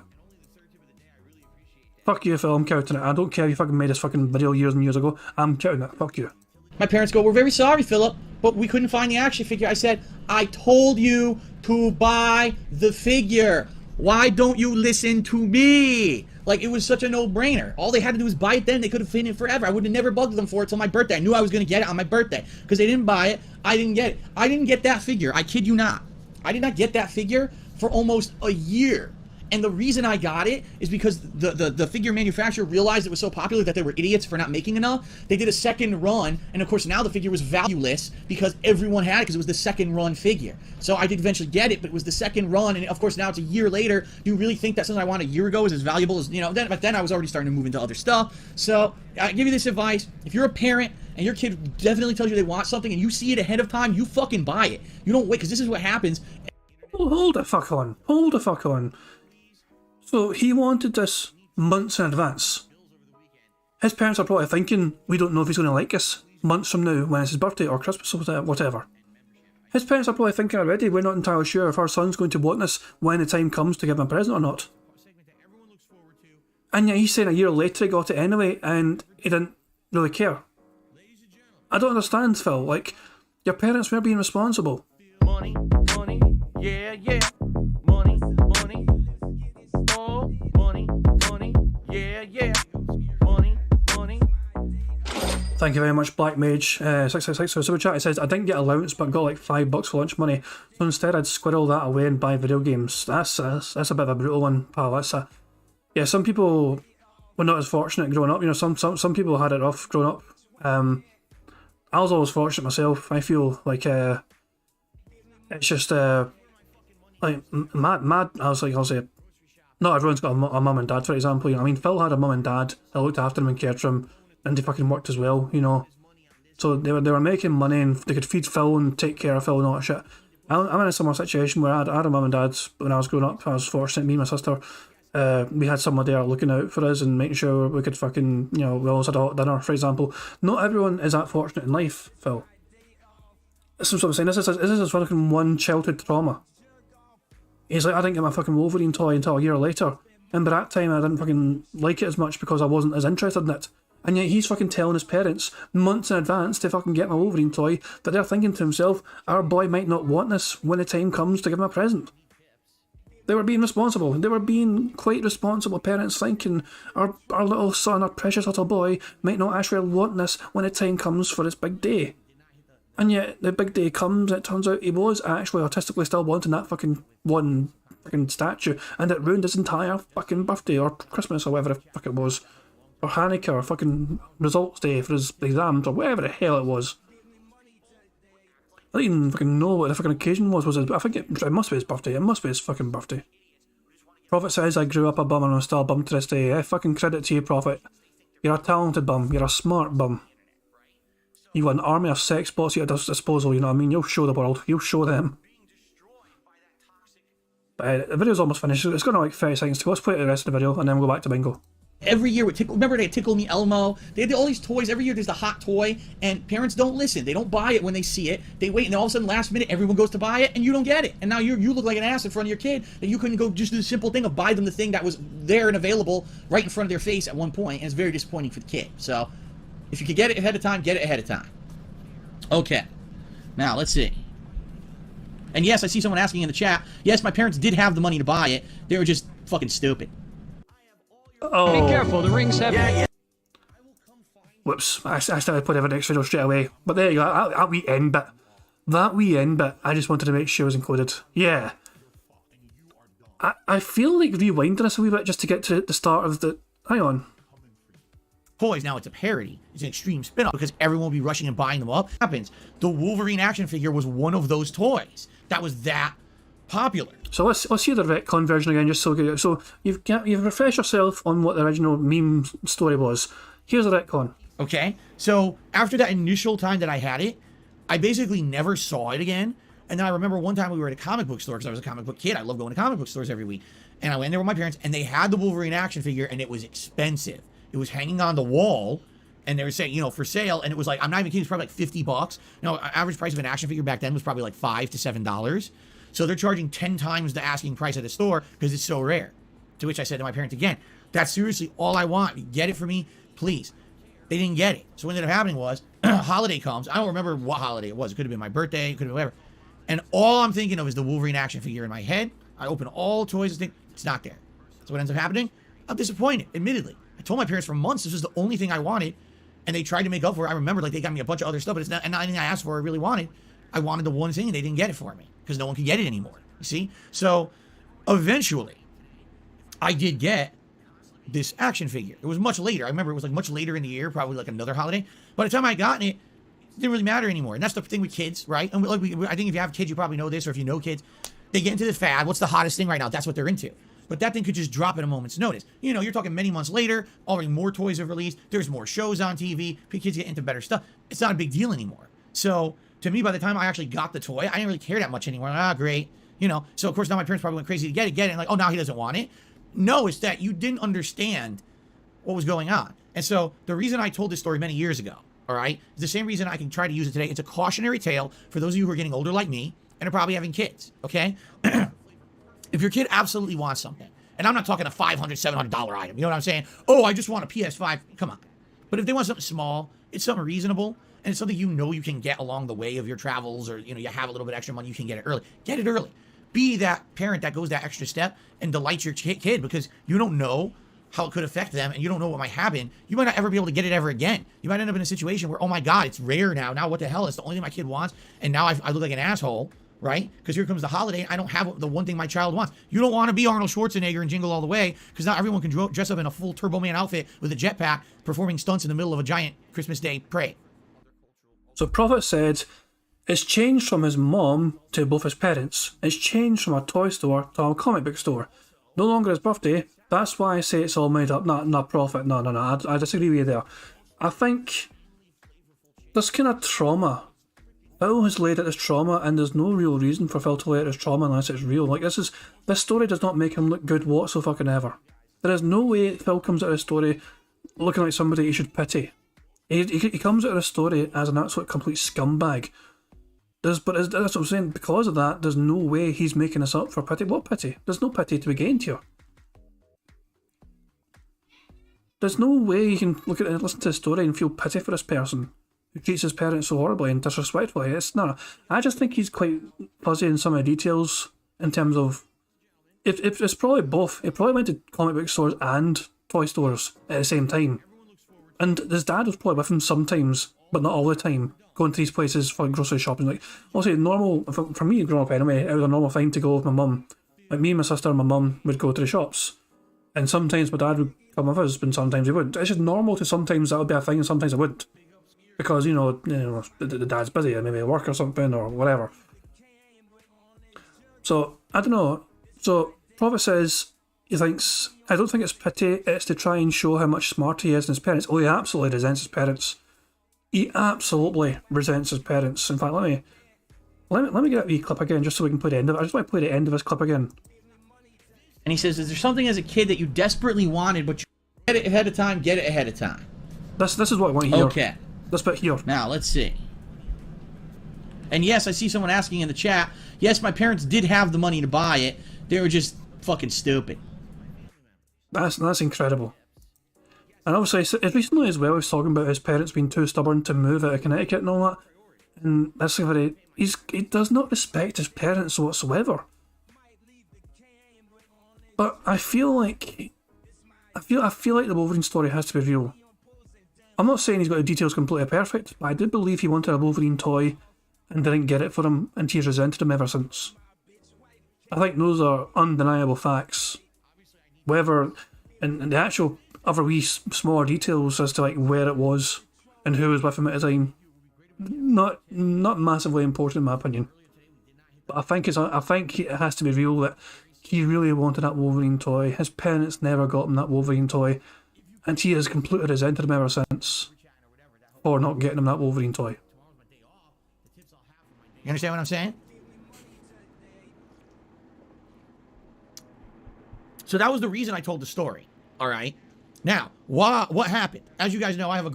I'm going 1.5 speed, by the way, guys. I'm like 35 minutes behind the live fill, but that's understandable. I took a massive detour. It's not a wee detour. I fucking took a massive trip down memory lane. That's my bad, but I felt like it had to be done. I'm going 1.5 speed. Group of detractors who think everything's funny and everything is meant to be spun into something that's not meant to be. So here's how they took that story. Oh, that's a story of how Phil was an ungrateful child who obsessed over a Wolverine action figure, and to this day he can't get it out of his head. He still thinks about it. It's like... You can't just prove that for us, Phil. You proved that for us right now, actually, because you retconned the entire story. You tried to retcon the entire story, and then you still come out sounding like an ungrateful little bastard. You retold the story. You tried to, neaten it up. You tried to kind of put a little bit of glitter over it, but you still come out of the story sounding like an ungrateful little bastard. Wait a minute. I literally said in the story that a few months later I didn't care about the Wolverine action figure. By the time I got it, I didn't even care about it anymore. I say that in the story. This is not some kind of a weird lifelong obsession. Fucking Wolverine is not my rosebud of Citizen Kane. Like, but this is what they're so moronic that this is what they do. They twist everything into something that is definitely not. And then here's the thing. Even though that's obviously not the case if you heard the original story. Here's the thing. He said another thing now, so here's the thing. Remember, guys, we're still playing bingo.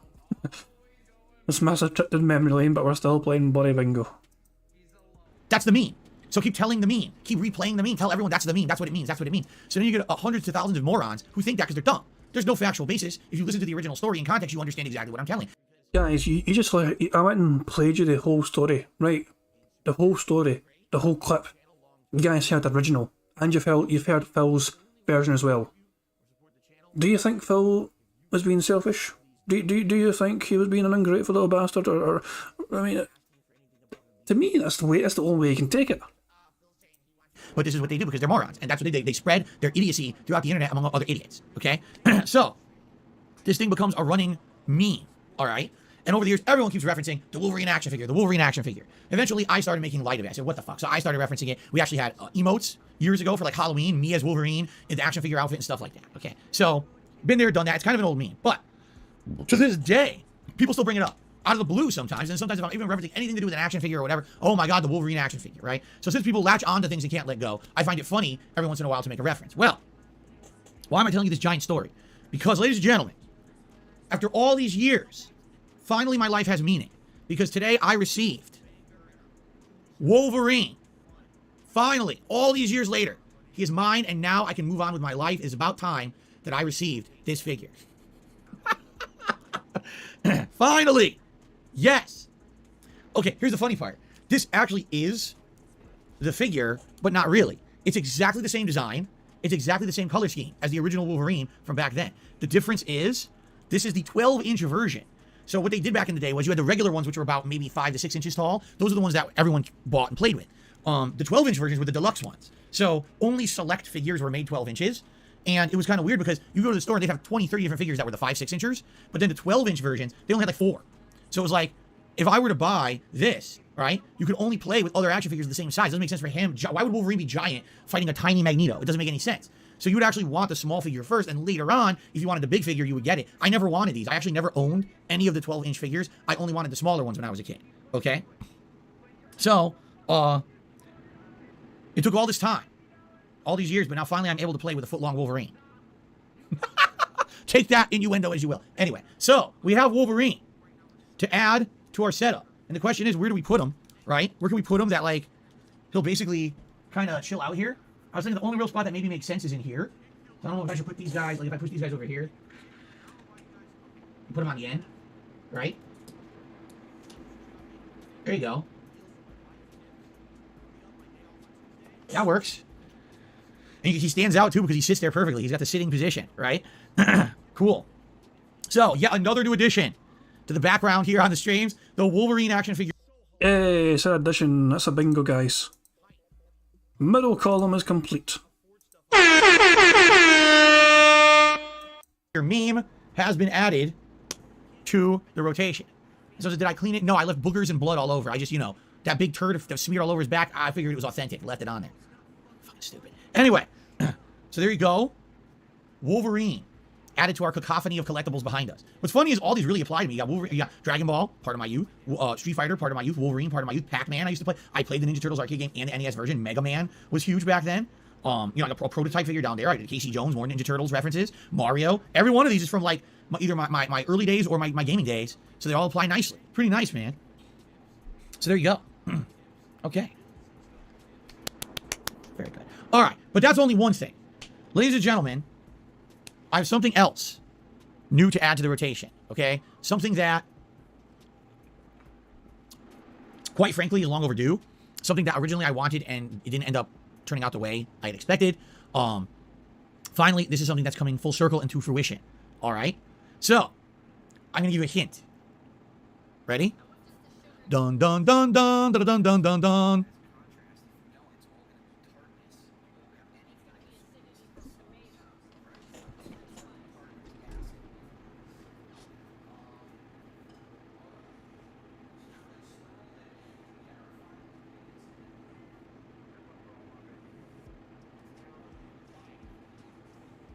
Get this in frame properly. Dun dun dun dun dun dun dun dun dun dun dun dun dun.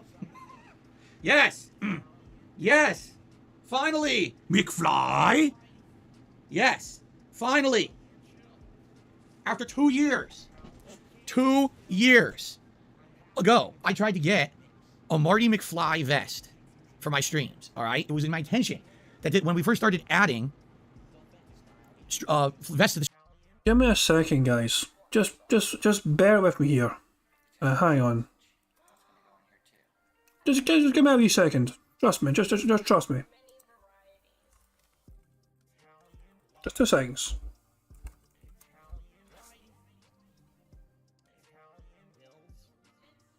Just seconds. Just bear with me. Just bear with me. Don't mind me. Don't mind me. And there we go. So, yeah, that ain't it, Chief. That ain't it. Nah, that's not it, pal. Nah. No, that's not it. No, that's definitely not. No. Wrong. Nice try, Phil. Wrong. Stream that I would have one. That's Marty McFly from Back to the Future. That was one of the jokes that happened when I first started putting on the beige vest, all right? And I tried to get one, and I ended up with a red vest because the one that it looked like on Amazon wasn't what it was. It looked orange. I ordered it. It's dark red, okay? So then I kind of gave up. I said, you know what? Forget it. We'll order more vests or whatever, which we did for that year. I ordered a bunch of vests. We haven't had a new vest in the rotation in about a year. At one point, we're like, we're not hitting the vest goal constantly anymore. There's no reason to be adding new vests to the rotation anymore, right? Instead, we went to hats. We started doing hats and stuff like that. So, this is not only just the Marty McFly vest. It is the actual official tie-in Back to the Future vest with the out-of-time license plate on the back. Pretty neat, huh? And this actually at one point apparently was a Loot Crate exclusive. This is right on it. Lootware exclusive, all right? So I don't know if you had to buy this directly from Loot Crate or if it was involved in one of their subscription programs, but it was 2019. This was long after I stopped being a part of them. Remember, I was part of Loot Crate for a while doing their affiliate unboxings, and then basically they downscaled, and basically canceled my affiliation along with a lot of others. Then they went out of business. I just, no, it doesn't look a thing like it though. It does not look like it. It doesn't look like it. It's just, no, that's not it. No. This one's fucking pink practically, Jesus Christ. That's definitely not. Vest, jacket, vest for sale. How is this marketed? Yeah. Marty McFly, Back to the Future, puffy vest, orange Halloween costume, Gap. I guess some people think it's orange and some people think it's red. They got rebought by another company and now they're back. And I guess this was 3 years ago they came out with this. But again, I don't know if this is something you had to buy from them or it came in a subscription. It's nice. It's not 100% authentic because Marty's did not have this on it. I think this is the, what was it called? Mr. Fusion, the symbol for Mr. Fusion, which was the thing that they used to get power for the DeLorean time machine. So it's still really nice. And I, again, to the fan who donated this, thank you. This is something that 2 years ago I was intending on getting. I didn't get it. So thank you for that. And yeah, I would say the first time we get $150 in tips on a stream, I will put on the Marty McFly vest and we'll see how it looks. All right, I'm not even going to wear it until then. That way I don't spoil. I've been waiting how many years for it, right? So we hit $150 on any stream coming up. Marty McFly vest will premiere. Okay, cool.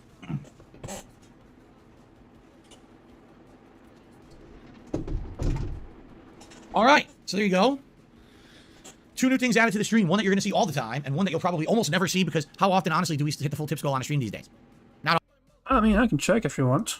I've got the fucking thing right here. Remember, guys, if it's blue, it means you hit all 3 goals. Okay?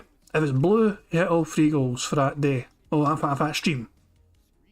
It happened. It happened the other day, actually. The closet stream, and I played Midnight Fight Express. Well, basically I played fighting games. He got it for that time. And earlier on that week, he hit it twice. And then I hit it there, I hit it there. He hits it like 2 or 3 times a week. Let's be real, he hits it 2 or 3 times a week. He hits it. Sometimes more than that. And sometimes less, you know, but usually it's at least once a week. Phil is trying to pretend that he rarely gets this and it's like a once in a blue moon. Nah. Phil colorblind, it could be myth, but it might be. Often. It's hard to even hit the hat goal sometimes, so we'll see. But I'd be happy to wear it. It looks silly. There was the whole intention that I was trying to, wear back in the day anyway. That was what I wanted, and now I got it. Now, my rune says you need to get that future hat he wears also. That I've seen online. They do sell that crazy future hat. It's just a baseball cap with a bunch of like weird holographic stuff on it. I'm not buying that at all, but maybe eventually we'll get it in the rotation. Who knows, right? Okay. So, there you go. And by the way, shout out to Michael J. Fox, who, in my youth was an outstanding actor. I saw him in the Back to the Future movies. I saw him in Teen Wolf. I saw him on Family Ties. I loved him in all the things he was in. It is Family Ties, right? It's not Growing Pains. Growing Pains was one and Family Ties was the other. I was getting confused. He was in one of those sitcoms. Outstanding actor, and it's sad that because of him getting Parkinson's disease, that basically he couldn't keep doing what he would love to do. He was in other shows after that, but Spin City was also a great sitcom. I agree there, but it just sucks that happened. More power to him because he's a great guy, and apparently he spent his whole life dedicated to trying to cure the disease, and is doing so much out there, even though he has the disease. That's pretty crazy. Pretty respectable guy, and a great actor. It was Family Ties. I had it right. I always got used to getting confused. He's in Family Ties. Cool. Okay. 2 more things to talk about on today's podcast, and obviously one is Phil's day off. There's one other quick update I'd like to give you all. Now, please keep in mind, this entire segment is based on hearsay, all right? I can't give specifics. I can't basically go any further than just generalizations. But from what I'm going to understand, okay? From what I'm going to understand, this whole issue with people trying to take me down with false copyrights has actually caused a huge shitstorm in the detractor community around me. I wouldn't know because I don't delve in those communities. But apparently there is now a group of people who are really upset because they've always been of the impression that, listen, you could take down someone on the internet, but you got to do it by valid means. Meaning, allow that person to crumble on their own merits. If they suck and they're doing terrible things and they're a bad person, let them fail on their own merits. But in a case like mine, someone who's actively been trying to improve, make better content, be a better person, and then say, oh, well, that's not working. Let's hit him with false copyright strikes. So Phil never tried to verify this information, but he's going to just put it out there just for the hell of it. I thought he didn't like it when people did that. This is basically about Kiwi Farms, and he's fucking jumping all over the fact that Kiwi Farms is under a lot of shit right now, and that's having a whole sorts of issues right now. But as far as I know, most detractors, at least DSP detractors, they're not fucking really bothered. This video has not much at all to do with DSP detractors. But imagine if we fucking pretended to do this, you know, imagine if we were like, I can't confirm this in any way, guys, but I hear that Phil likes dressing up in a gimp suit sometimes, and Kat puts on the 12-inch strap on and all shit. You know? Imagine if we fucking said that kind of garbage, you know.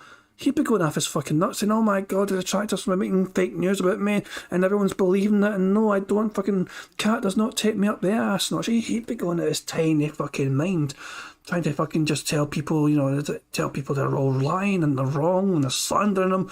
But no, as long as we preface it with, now I can't confirm this, but I heard I've been sent this information and I cannot verify or confirm, but apparently, as long as you start off every story with that, it's fair game to say it and repeat it on the internet, apparently. At least according to Phil, he's going by what he's doing right now. It's a nugget of truth about detractors, exactly, Ramen Brahmin.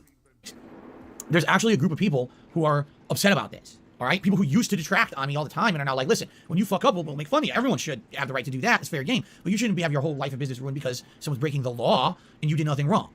So I really don't know what's going on. I really don't. I don't understand it. I don't really care to understand it. I'm not going to waste time going into it. But that's what I'm being told, is that now it's kind of like they're considering it almost like the old group or the old guard of detractors who've been around for a long time and always kind of laughed at me. And they're pretty pissed off that this newer group is coming up and basically trying to do all kinds of malicious things because they enjoy watching my content, whether it's ironically or not. They still enjoy watching the content. They can't have a good laugh if I don't exist because people are breaking the law to try to get rid of me, you see? So they're basically like, well, we're going to do whatever we can to stop the nonsense. All right, listen, all I'm going to say is this, because I got to say it publicly.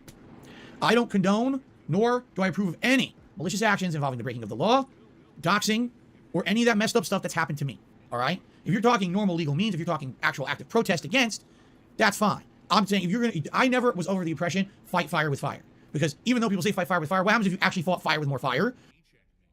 Wardog Leader, I believe he's trying to insinuate that Wings Trolls are having a right old ding-dong of a battle with normal DSP detractors. Because the Wing Trolls have apparently all fled en masse to now try and shit all over Phil. Now, I don't believe that really is.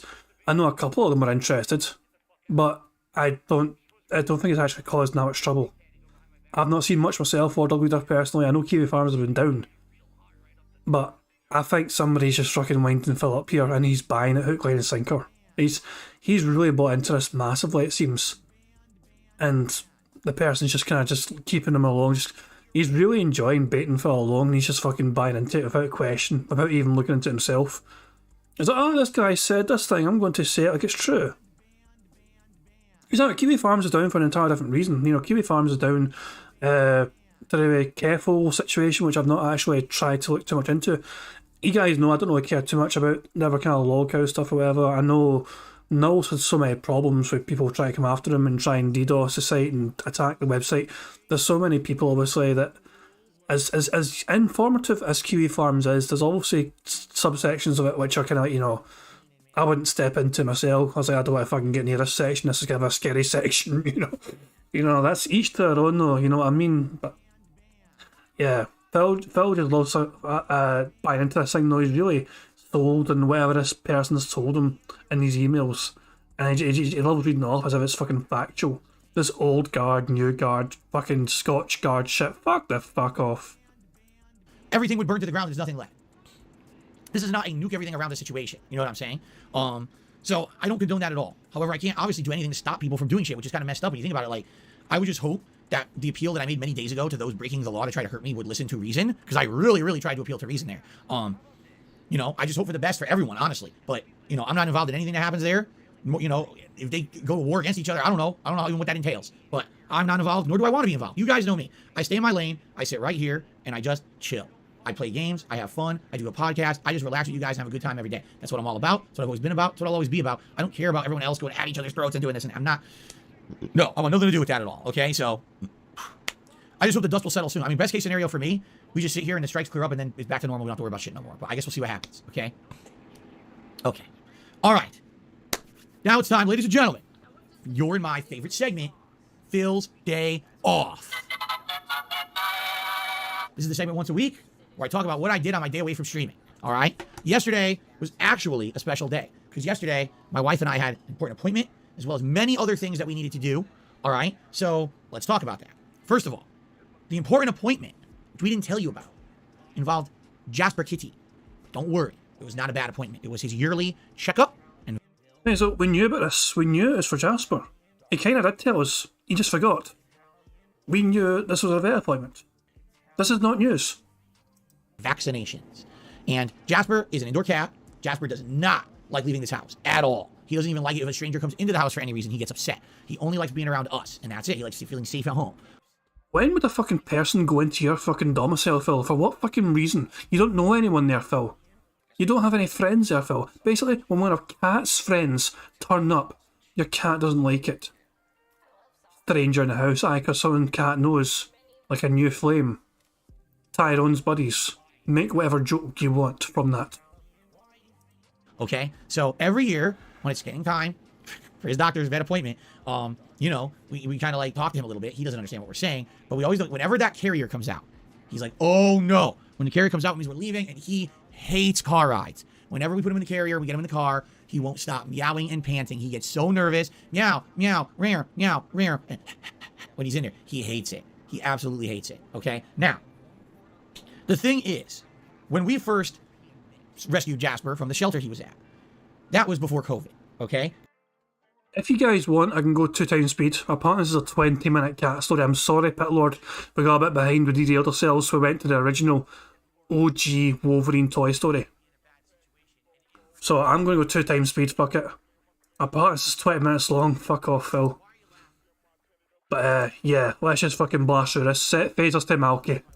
And so, for the first couple of vet appointments, we were able to be with him at the vet, which is nice. When the owner's with the pet, and the pet's in the room, checkup room, you can calm the pet down. You know, he's used to me handling him. He doesn't really care that much if I pick him up, as long as I handle him the right way. And he feels a lot calmer with us in there. Problem is, the last 2 months, or excuse me, let's try that again. The last 2 years, COVID hit. And when COVID hit, they wouldn't let anyone in anywhere. You couldn't go in anything. So you go to the vet, oh, we're just taking your pet. Well, the pet's afraid. The pet has never been here before, or the pet isn't used to being here, wants his family members to calm it down. Too bad. Imagine you're a little kid, and you're being told you gotta go to the doctor to get shots, while your parents can't go in with you. What? Kids can be free traumatized, right? And that's what happened the last 2 years was we just weren't allowed to go in when the vets took them in, we took in Jasper, which sucked ass, all right? So we didn't know what was going to happen this year, if it had changed or not. Who knows, right? Has anything changed? Last 2 years it didn't. So, first of all, in the morning we're getting ready to go out, and we can already tell Jasper's wise to it, because this is Jasper Kitty yesterday, okay? Now, I may look normal to you.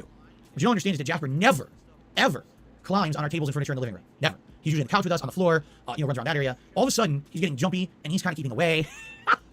And we're like, why is Jasper on the furniture? Does he know? We didn't even bring the carrier downstairs yet. And he's kind of like acting weird. And I'm like, I think Jasper is a little wise that today may be the day, So anyway, we tried to do a fake out. So here's what we did. We decided we would go grocery shopping first, and then come home, bring the groceries home. And hopefully while we were going to get the cold groceries in the fridge, and then before we finished unpacking the groceries, we were going to grab them and put them in the carrier because he wouldn't be expecting it, okay? So here's what's happening. We're unpacking the groceries, all right? We're putting all the cold groceries in the fridge. It's working. And I'm like, all right, well, I just touched all these dirty groceries. Who knows who the hell touched them in the store? We wash my hands, and then we're going to grab Jasper and put him in the carrier. But Kat got ahead of herself. She brought the carrier down, opened it, and tried to put him in herself. Big mistake. So he fights her. I'm like, wait, I'm drying my hands. I'm coming to help. Wait a second. And he's fighting her. He escaped. So now we got to chase him around the house a little bit. Finally, I get him. All right? And we get him. So the carrier we have is a 2-ways carrier. All right? It's basically like a really big reinforced duffel bag. Well, duffel bag crumbles and folds. This one does not. It's all hardened around the edges. So it's kind of a duffel bag material, all breathable, see-through, with what do you call it? Not like a fence. What is it called? For some reason, I can't. Oh, mesh. It's made of mesh. There you go. It's all mesh sides, so it's breathable. You can see through it, but it's durable. Okay. So there's 2 ways to get into this carrier. It's a top loader where the entire top unzips, and then you put the cat in, and then you close it, you zip it up top, and there's a strap to hold it in place. Or there's a side door that flips open like a mailbox. You ever seen like a mailbox that flips open like that? Right, we're never gonna be able to get him in that, but we gotta do the top load. So we open the top load. I got him. He's kicking. He's fighting. I don't want to go. His feet are going like crazy, like he's dancing. And like, come on. It took maybe 5 to 10 minutes to get him in the carrier. We finally get him in. Like, oh god, zip him up. Okay. Shit. All right, straight to the vet because we're supposed to be there 15 minutes early, and already we killed the precious time trying to get him in the carrier. So the good news is we did get there on time, and we're in the waiting room, and he's sitting there. And he's very, very nervous at first, but then starts to calm down. There's other animals, other dogs and stuff in there. He's like, oh, he gets to see other animals, and I was excited, right? Like, oh, this is cool. And so, then he starts looking at the window. I put him right near the front window, so he's looking out the parking lot. Of course, this is what he does at home all day. He looks out the window. So, oh, I love this. It's a new window to look at. So he got so scared, and then all of a sudden got so chill after. Once he got to the vet and he realized he was in no real danger, he actually was quite relaxed, okay? So then, after waiting about 15, 20 minutes, we're told, okay, you can go to the waiting room now. So we went to the waiting room, and next thing you know, it's actual exam room. They open the bag. Jasper's like, oh, you can stay in here now. We're like, what? Like, yeah.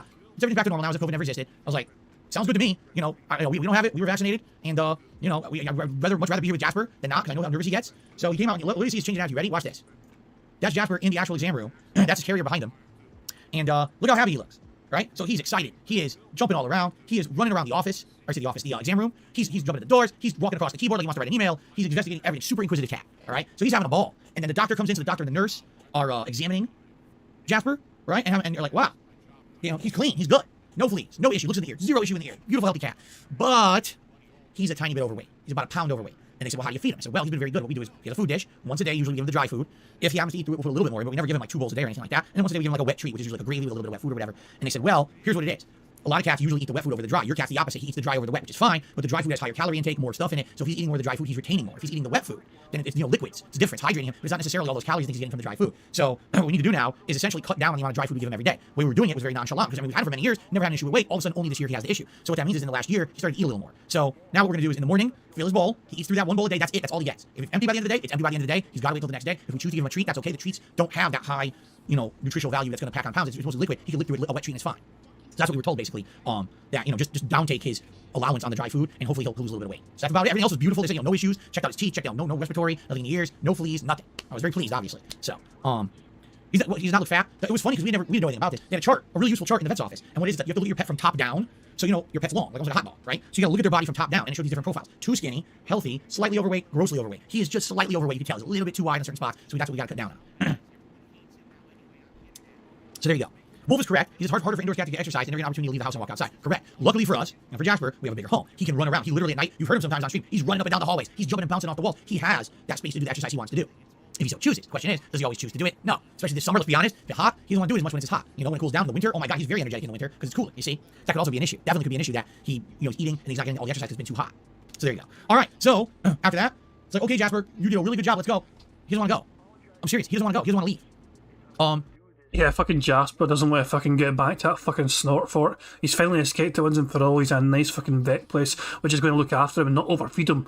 Bullshit stuff, It's like, nah, don't let me go back with those fucking awful people. Keep me here and give me to some of our fucking family, please. Don't let me go back with those fucking idiots. He actually goes ahead and fighting me and the nurse. Me and the nurse are trying to get him.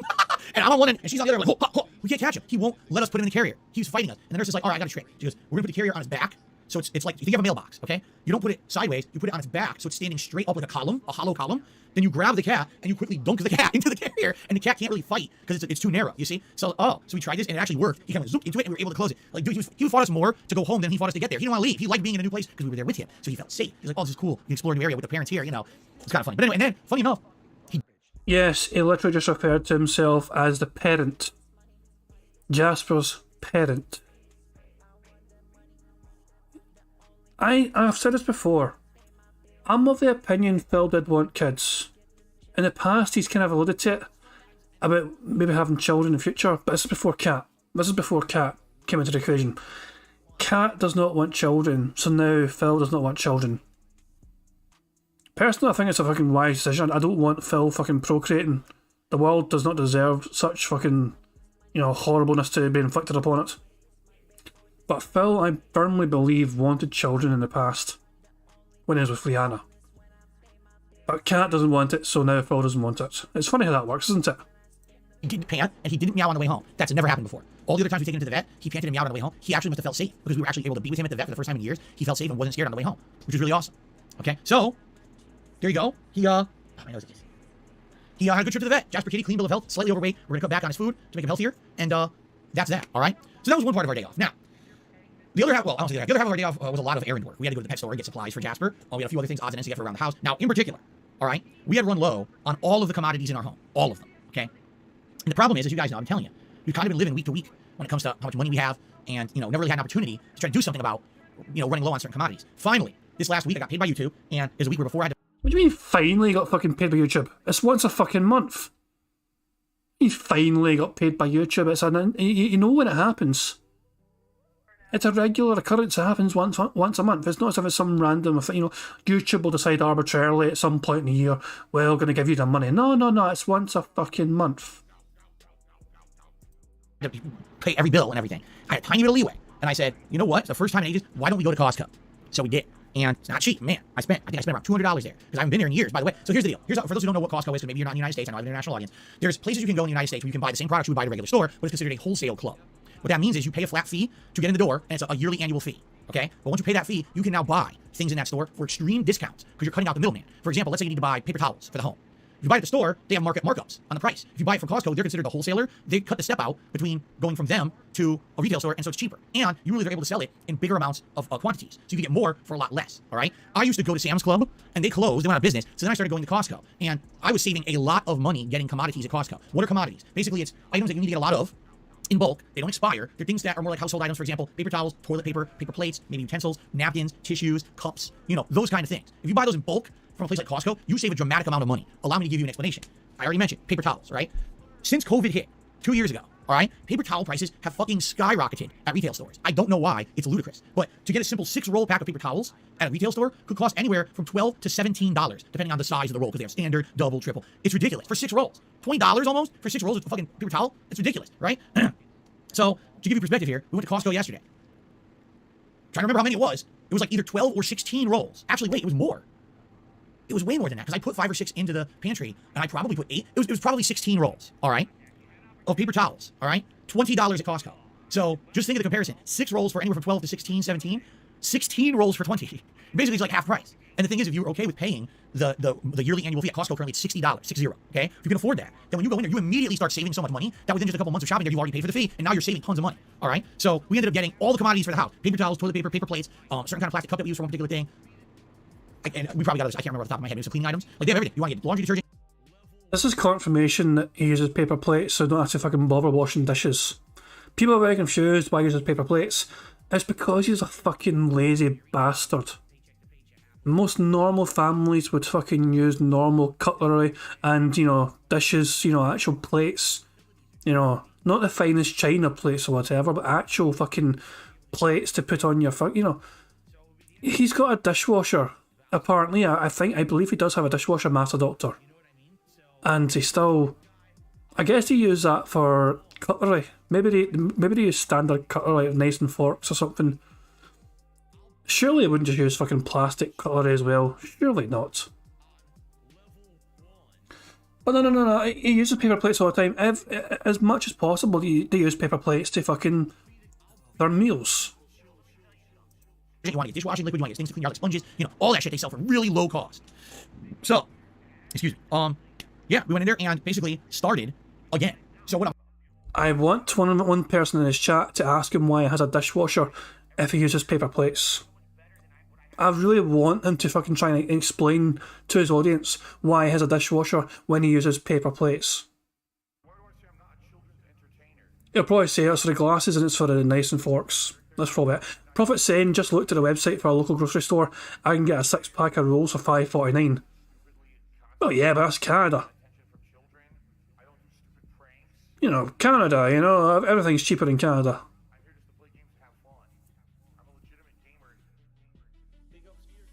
I'm hoping, all right, is that because we were able to go to Costco, now we pay for the yearly membership. There's no, oh God, $60 every time we go or anything like that. We could go there maybe every few weeks to get what we're running out on and save a lot of money. And now, that bill, I've been telling you, I said every week when I go grocery shopping, my God, it's so much higher. If I'm cutting out all the commodities, the cleaning products, if it's only just food costs when I go to the grocery store, everything else can be saved for Costco. My actual cost of living might go down a lot in the next few months. That's my hope. So I guess we'll see, okay? And go for the best, of course. Costco has a few other awesome things. For the first time in years, we bought muffins from them. And the way it works is it's a dozen muffins you have to get at once. So we got pumpkin streusel and blueberry. The blueberry muffins have insanely huge, juicy blueberries baked into them. The pumpkin streusel actually has pumpkin puree in the muffin, and then on top, that streusel topping of like cinnamon crumble. That's what I had. I had that for breakfast. I had a pumpkin streusel muffin for breakfast today. Oh my god, it's so good. I started eating, I'm like, oh, it's so good. So delicious. Anyway, so now we're gonna have delicious muffins all week because we went to Costco. They were so good. Now people in chat are telling me basically any pizza that you buy at Costco is good. We never had it. I've never had the food. I'm gonna count that as people telling me in chat. People say I'm counting that as people saying fuck it.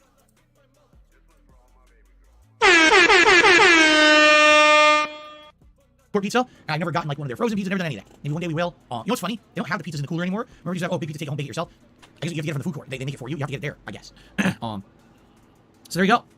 It was expensive. Like I said, I didn't expect, no lie, probably just under $200 at Costco. But the hope here is that because we bought so much in bulk, we're not going to need a lot of these things anytime soon. It's going to allow us to not have to buy those things when we go grocery shopping. And again, we run into a lot of other things that can be bought in bulk. For example, dishwasher. Right? We have a dishwasher. Well, we got to buy the pods for it, right? Buy them in bulk from Costco, half price. And as they keep doing that, and the next thing you know, you'll save so much money over here. I guarantee you, if we can stay consistent going to Costco for those things, we're going to save hundreds of dollars in the next year alone.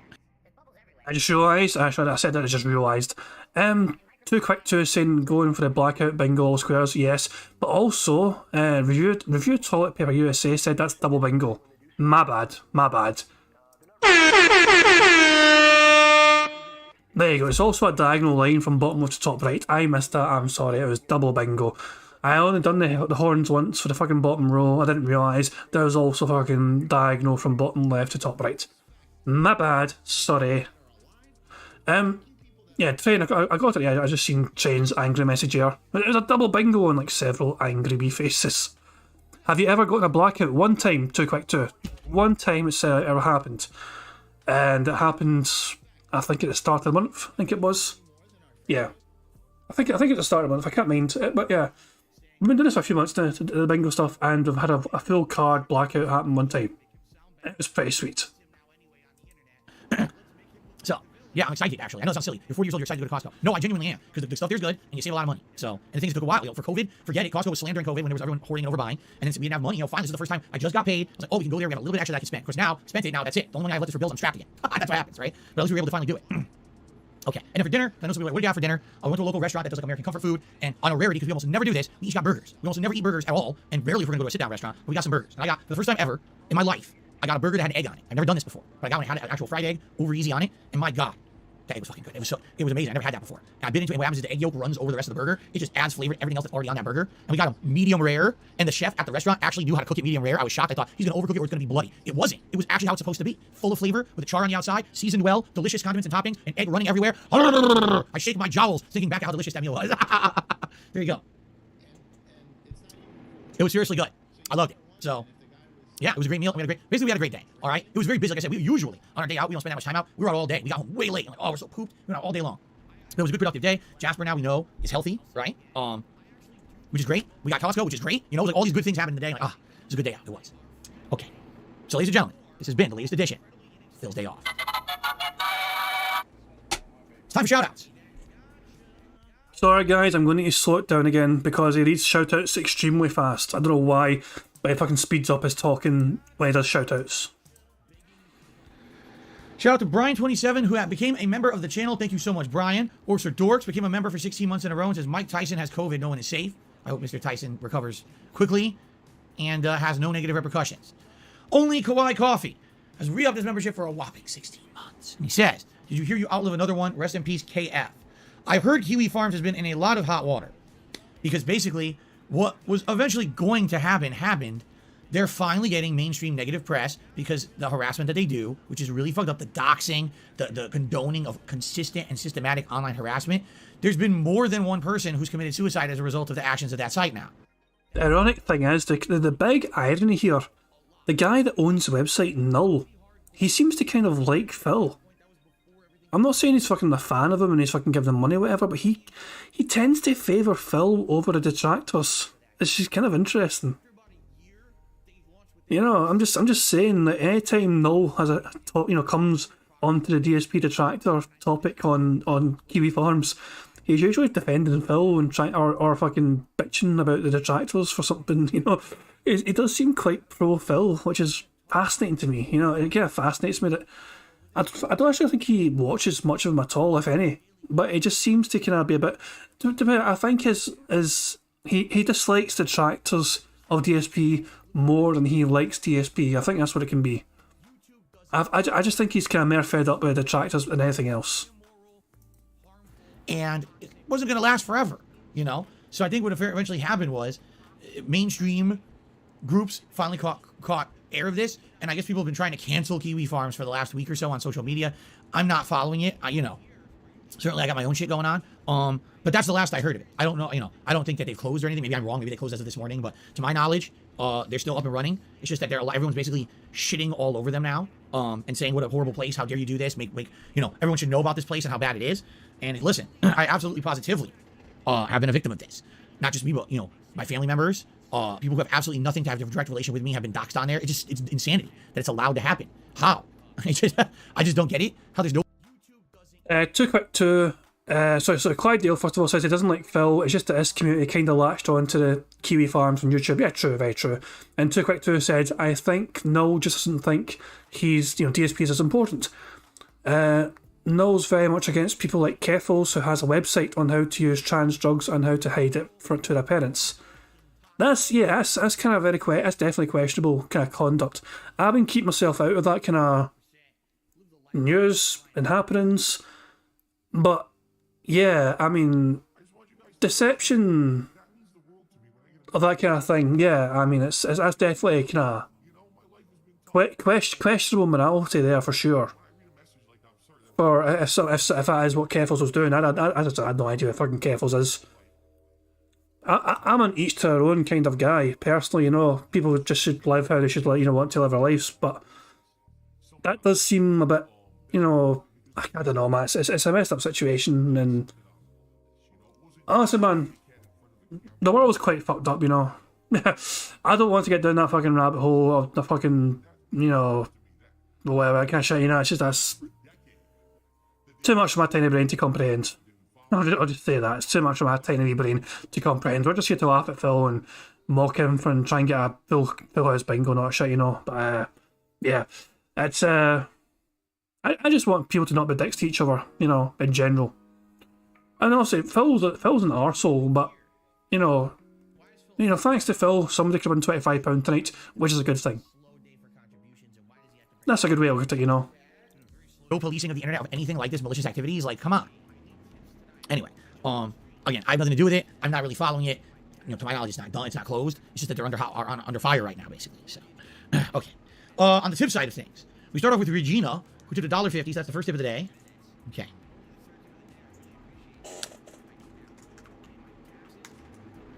My nose itches. Okay. Regina says, will you do a playthrough of Dino Crisis 1 and 2? They're both on PS3, or Devil May Cry 2 someday, maybe for Halloween. Dino Crisis 2 plays like an old overtop shooter with the same story. Dino Crisis 3 is a dinosaur in space and has some Dead Space vibes. Oh my god.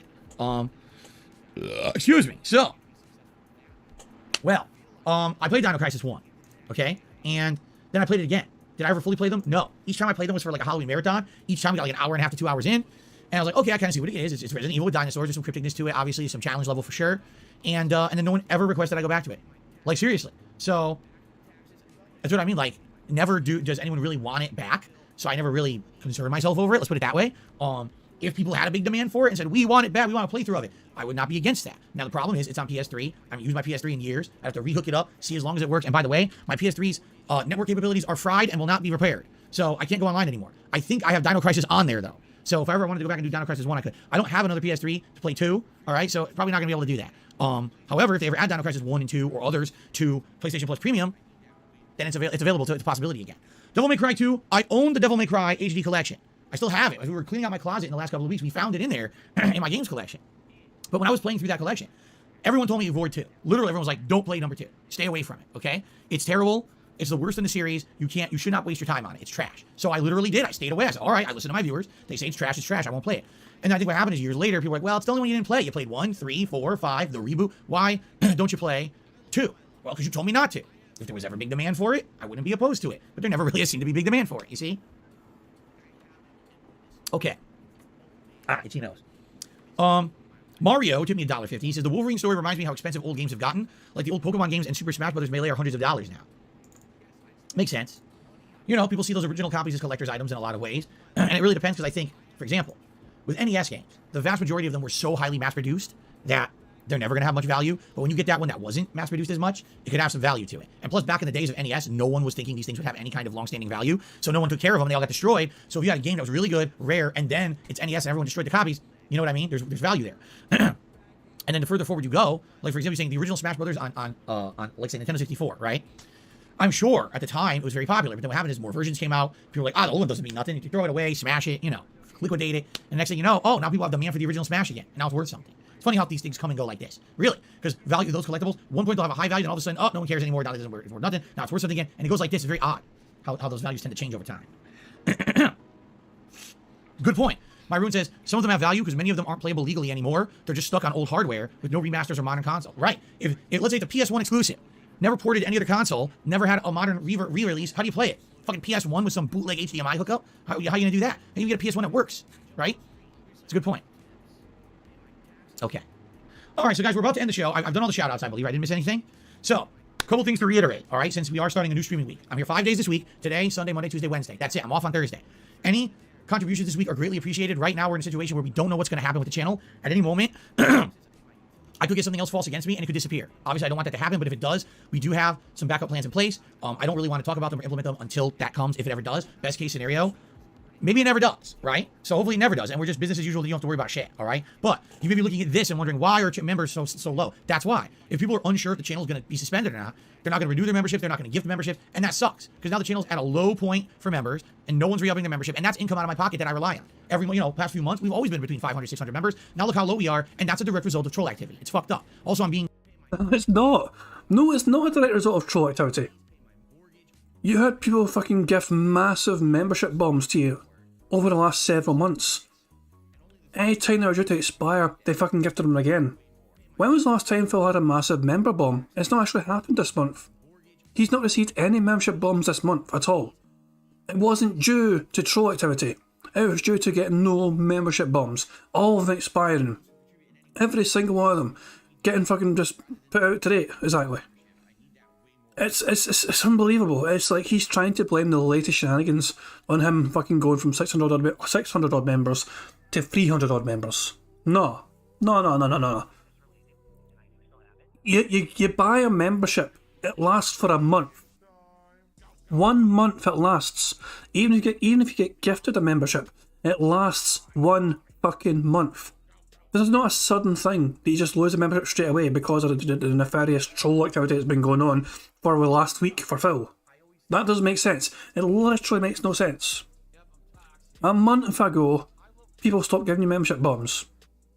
The consequences of it are happening right now. Charged back for hundreds of dollars of tips, which I have to deal with. I have to dispute those and argue them out. It's a pain in the ass. So any way you can support the channel is greatly appreciated. With a 5-day work week, tips would be great because I need to raise enough tips for my day off coming up this next week in only 5 days, so it's a shorter week for me. Thank you to anyone who supports in any way. I would just like to remind people as well, he just bragged about he spent more than usual on his day off because he had his YouTube payment, including a very nice slap-up meal where he got fancy burgers, not shit, medium rare burgers that were cooked to perfection, and it had egg in it, and it ran down and added robust flavour to the fucking burger and all that shit. He was bragging about spending this extra YouTube money he had on a nice slap-up meal with his fat-ass wife, and all of a sudden he said, I really need money for my day off next week, guys. I really need money, even though I just had my day off, and I fucking spent all that stupid money. I didn't really need to spend that money, but I had the money and so I spent it, and it was very good to spend it because yum, that was a nice burger. But I really need money for my day off next week, guys. Phil is always going to spend every single fucking penny he gets as soon as he gets it. Keep in mind as well, I got $700 when this all started, the fucking drama shit. $700 in tips, plus YouTube payment of $5,000 odd. Phil probably had about $6,000 at one point in his account. Gone. All gone.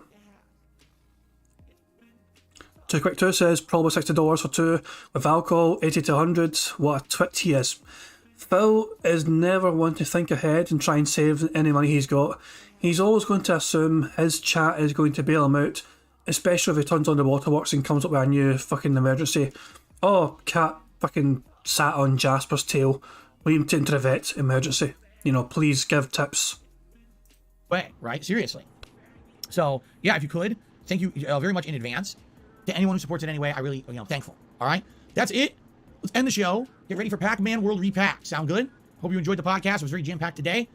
Until next time. By the way, the show is not over, although I've got a bad feeling we're not going to get a full house, but we play Bingo until he starts recording gameplay for YouTube. So the show's still live. All right. I'm just going to leave you with Cartoon Phil for a few more moments to completely freak you out. Looks just like me. In fact, if I go like that, hold on. Okay, it looks nothing like me. All right. To get set up, I do need to take a break to use the restroom. Okay? So we'll be just a few quick minutes to use the restroom before we begin. And then it's Pac-Man World Repack. Again, I don't know anything about this game. You guys do. You're the ones who convinced me to play it after years of asking me about it. And now it finally being modernly re-released. I certainly hope it's worth the $30 I just spent on it, but I don't know. I never played it. And I hope that you guys who, feel nostalgic about it will enjoy the playthrough. All right? So, it's really disgusting. Let's take a brief break. Wobble in the mouth. Blah. Let's take a brief. I still can't say it. A brief break. Let's take a brief pause from content for a few minutes here. I'll run some music, and I'll be back shortly after I use the restroom with the premiere of Pac-Man World Repack. I hope that sounds good to everyone. I'll be back soon. And I can fast forward to, because I'm 30 minutes behind, guys. I'm 30 minutes behind live DSP.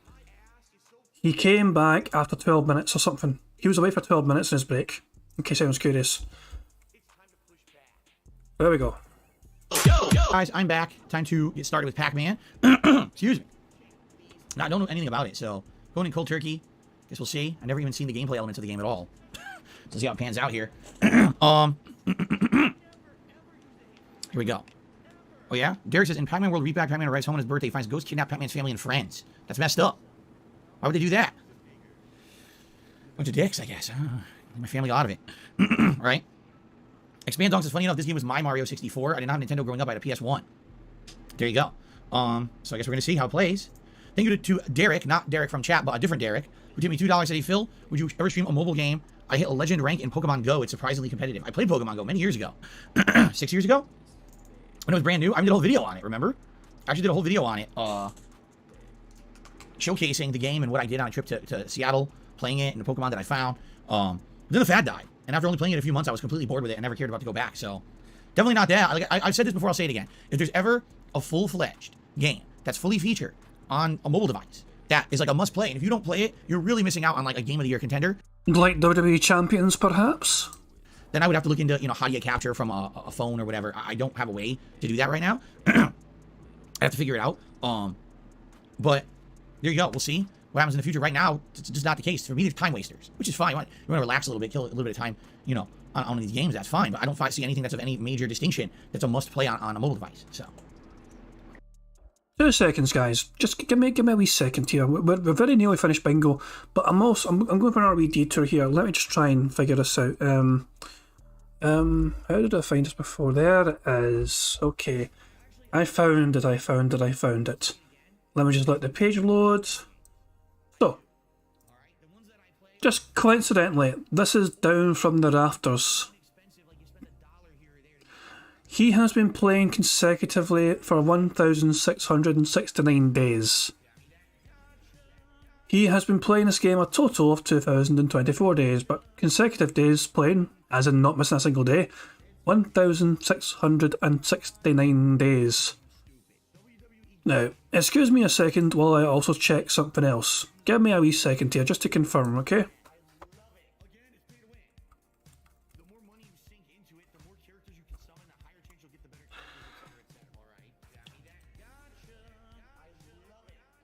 Yeah, that's what I thought. 1,669 days before now was January 31st, 2018. Phil has been playing WWE Champions every single day since January 31st, 2018. He has a better relationship with this gacha game than he does with his wife. He's also played this game far more than he has played with his wife. It's just incredible to me. Total wins, 99%. Total wins all time, 99.4%. So, that's why I'd point that out. Anyway, back to bingo. We're still playing. No, I've never played Pac-Man World at all. Never even seen this game in action before. No. The game is 23 years old, I'm being told. Oh, wow. All right, real quick, 'cause we're about to start. Any support of any type is appreciated. This week is a shorter week for me, only a 5-day week. Tips would be greatly appreciated because I only have 5 days to raise enough funds for my day off next week. So thank you in advance to anyone who tips. As you saw at the very beginning of today's podcast, there's a new vest. Wait a second. Phil's trying to use the logic here. Stick with me on this one. Phil is trying to use the logic here. Phone stuff, yeah, very good stuff. He's actually talked about his phone. He was talking about mobile gaming, so that counts as phone stuff. That's a double bingo right there. Right, before I fucking say my thing, that's 2 times bingo.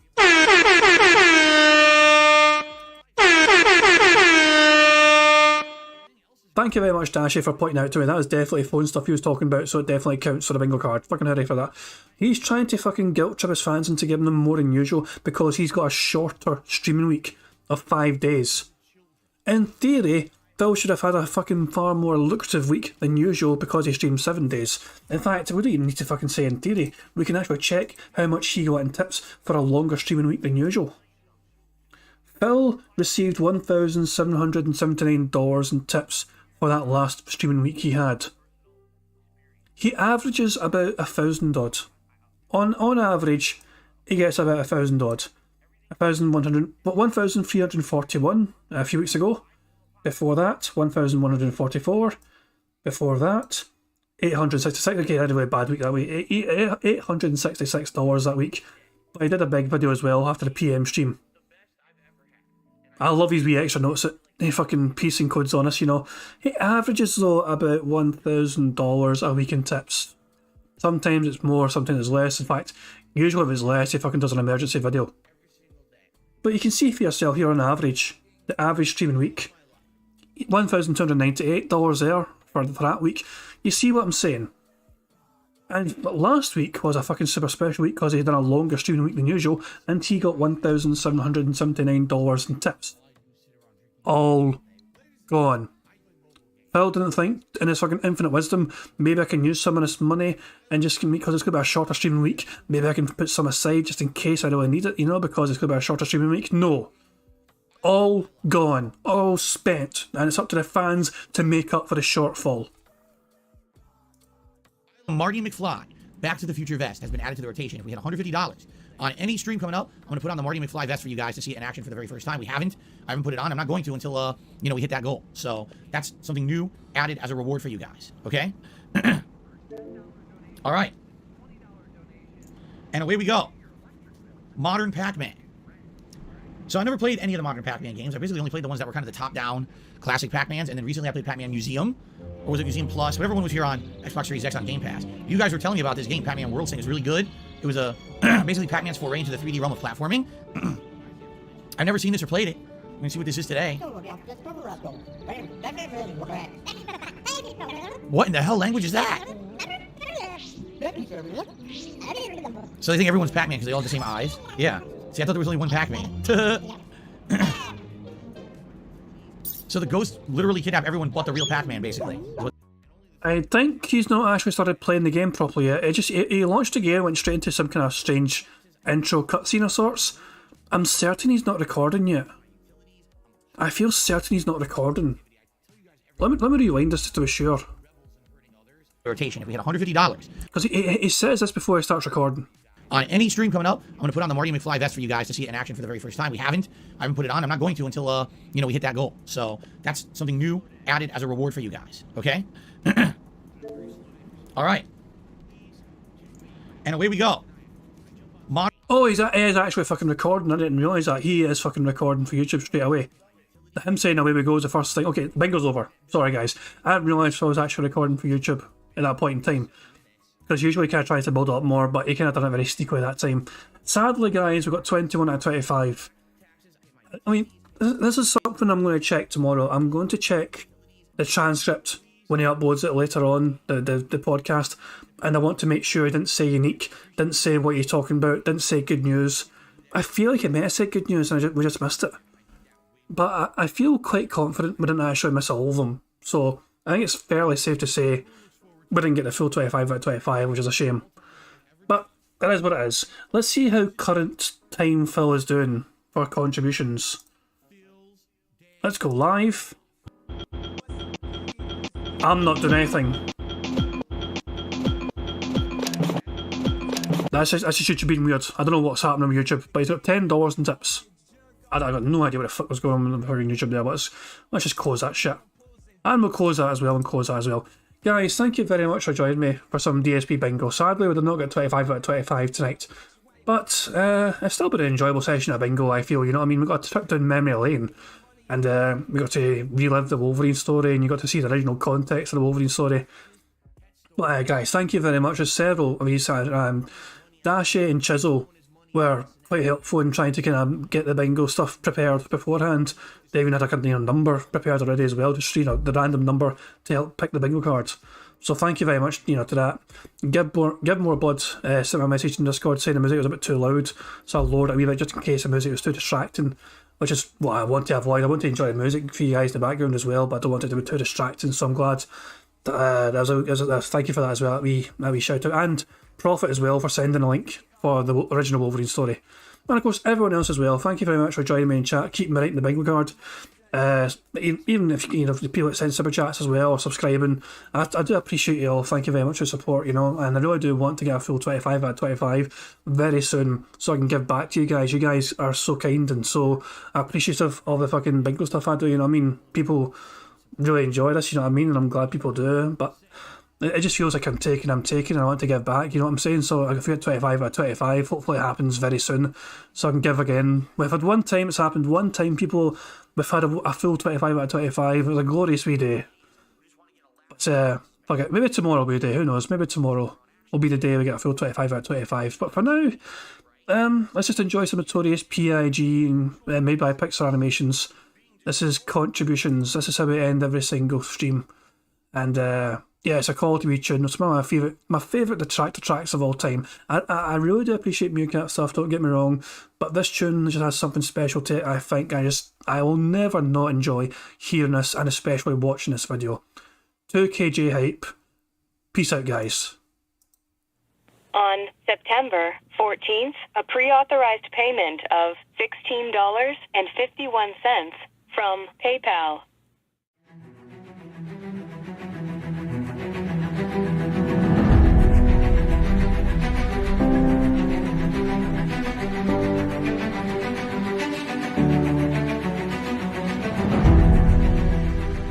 All right, Luna Mills has tipped me $1.30. It says, "I'm back. What's your favorite type of shower?" When you're showered in money. When you go outside, and all of a sudden, greenbacks start falling from the sky, and you raise your face up. You're like, oh, you start dancing. You go, oh, money, money, yeah, yeah. All right, I don't know what the hell you're talking about, but thank you for the first tip of the day.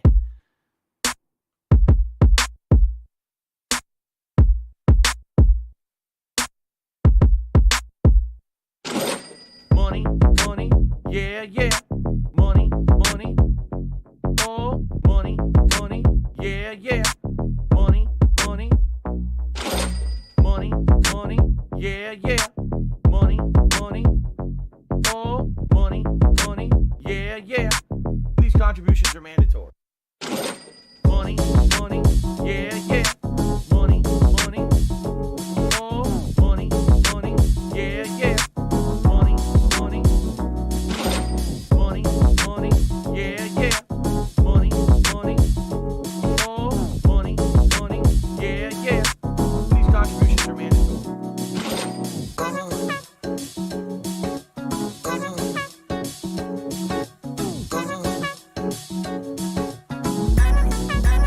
Show me the money.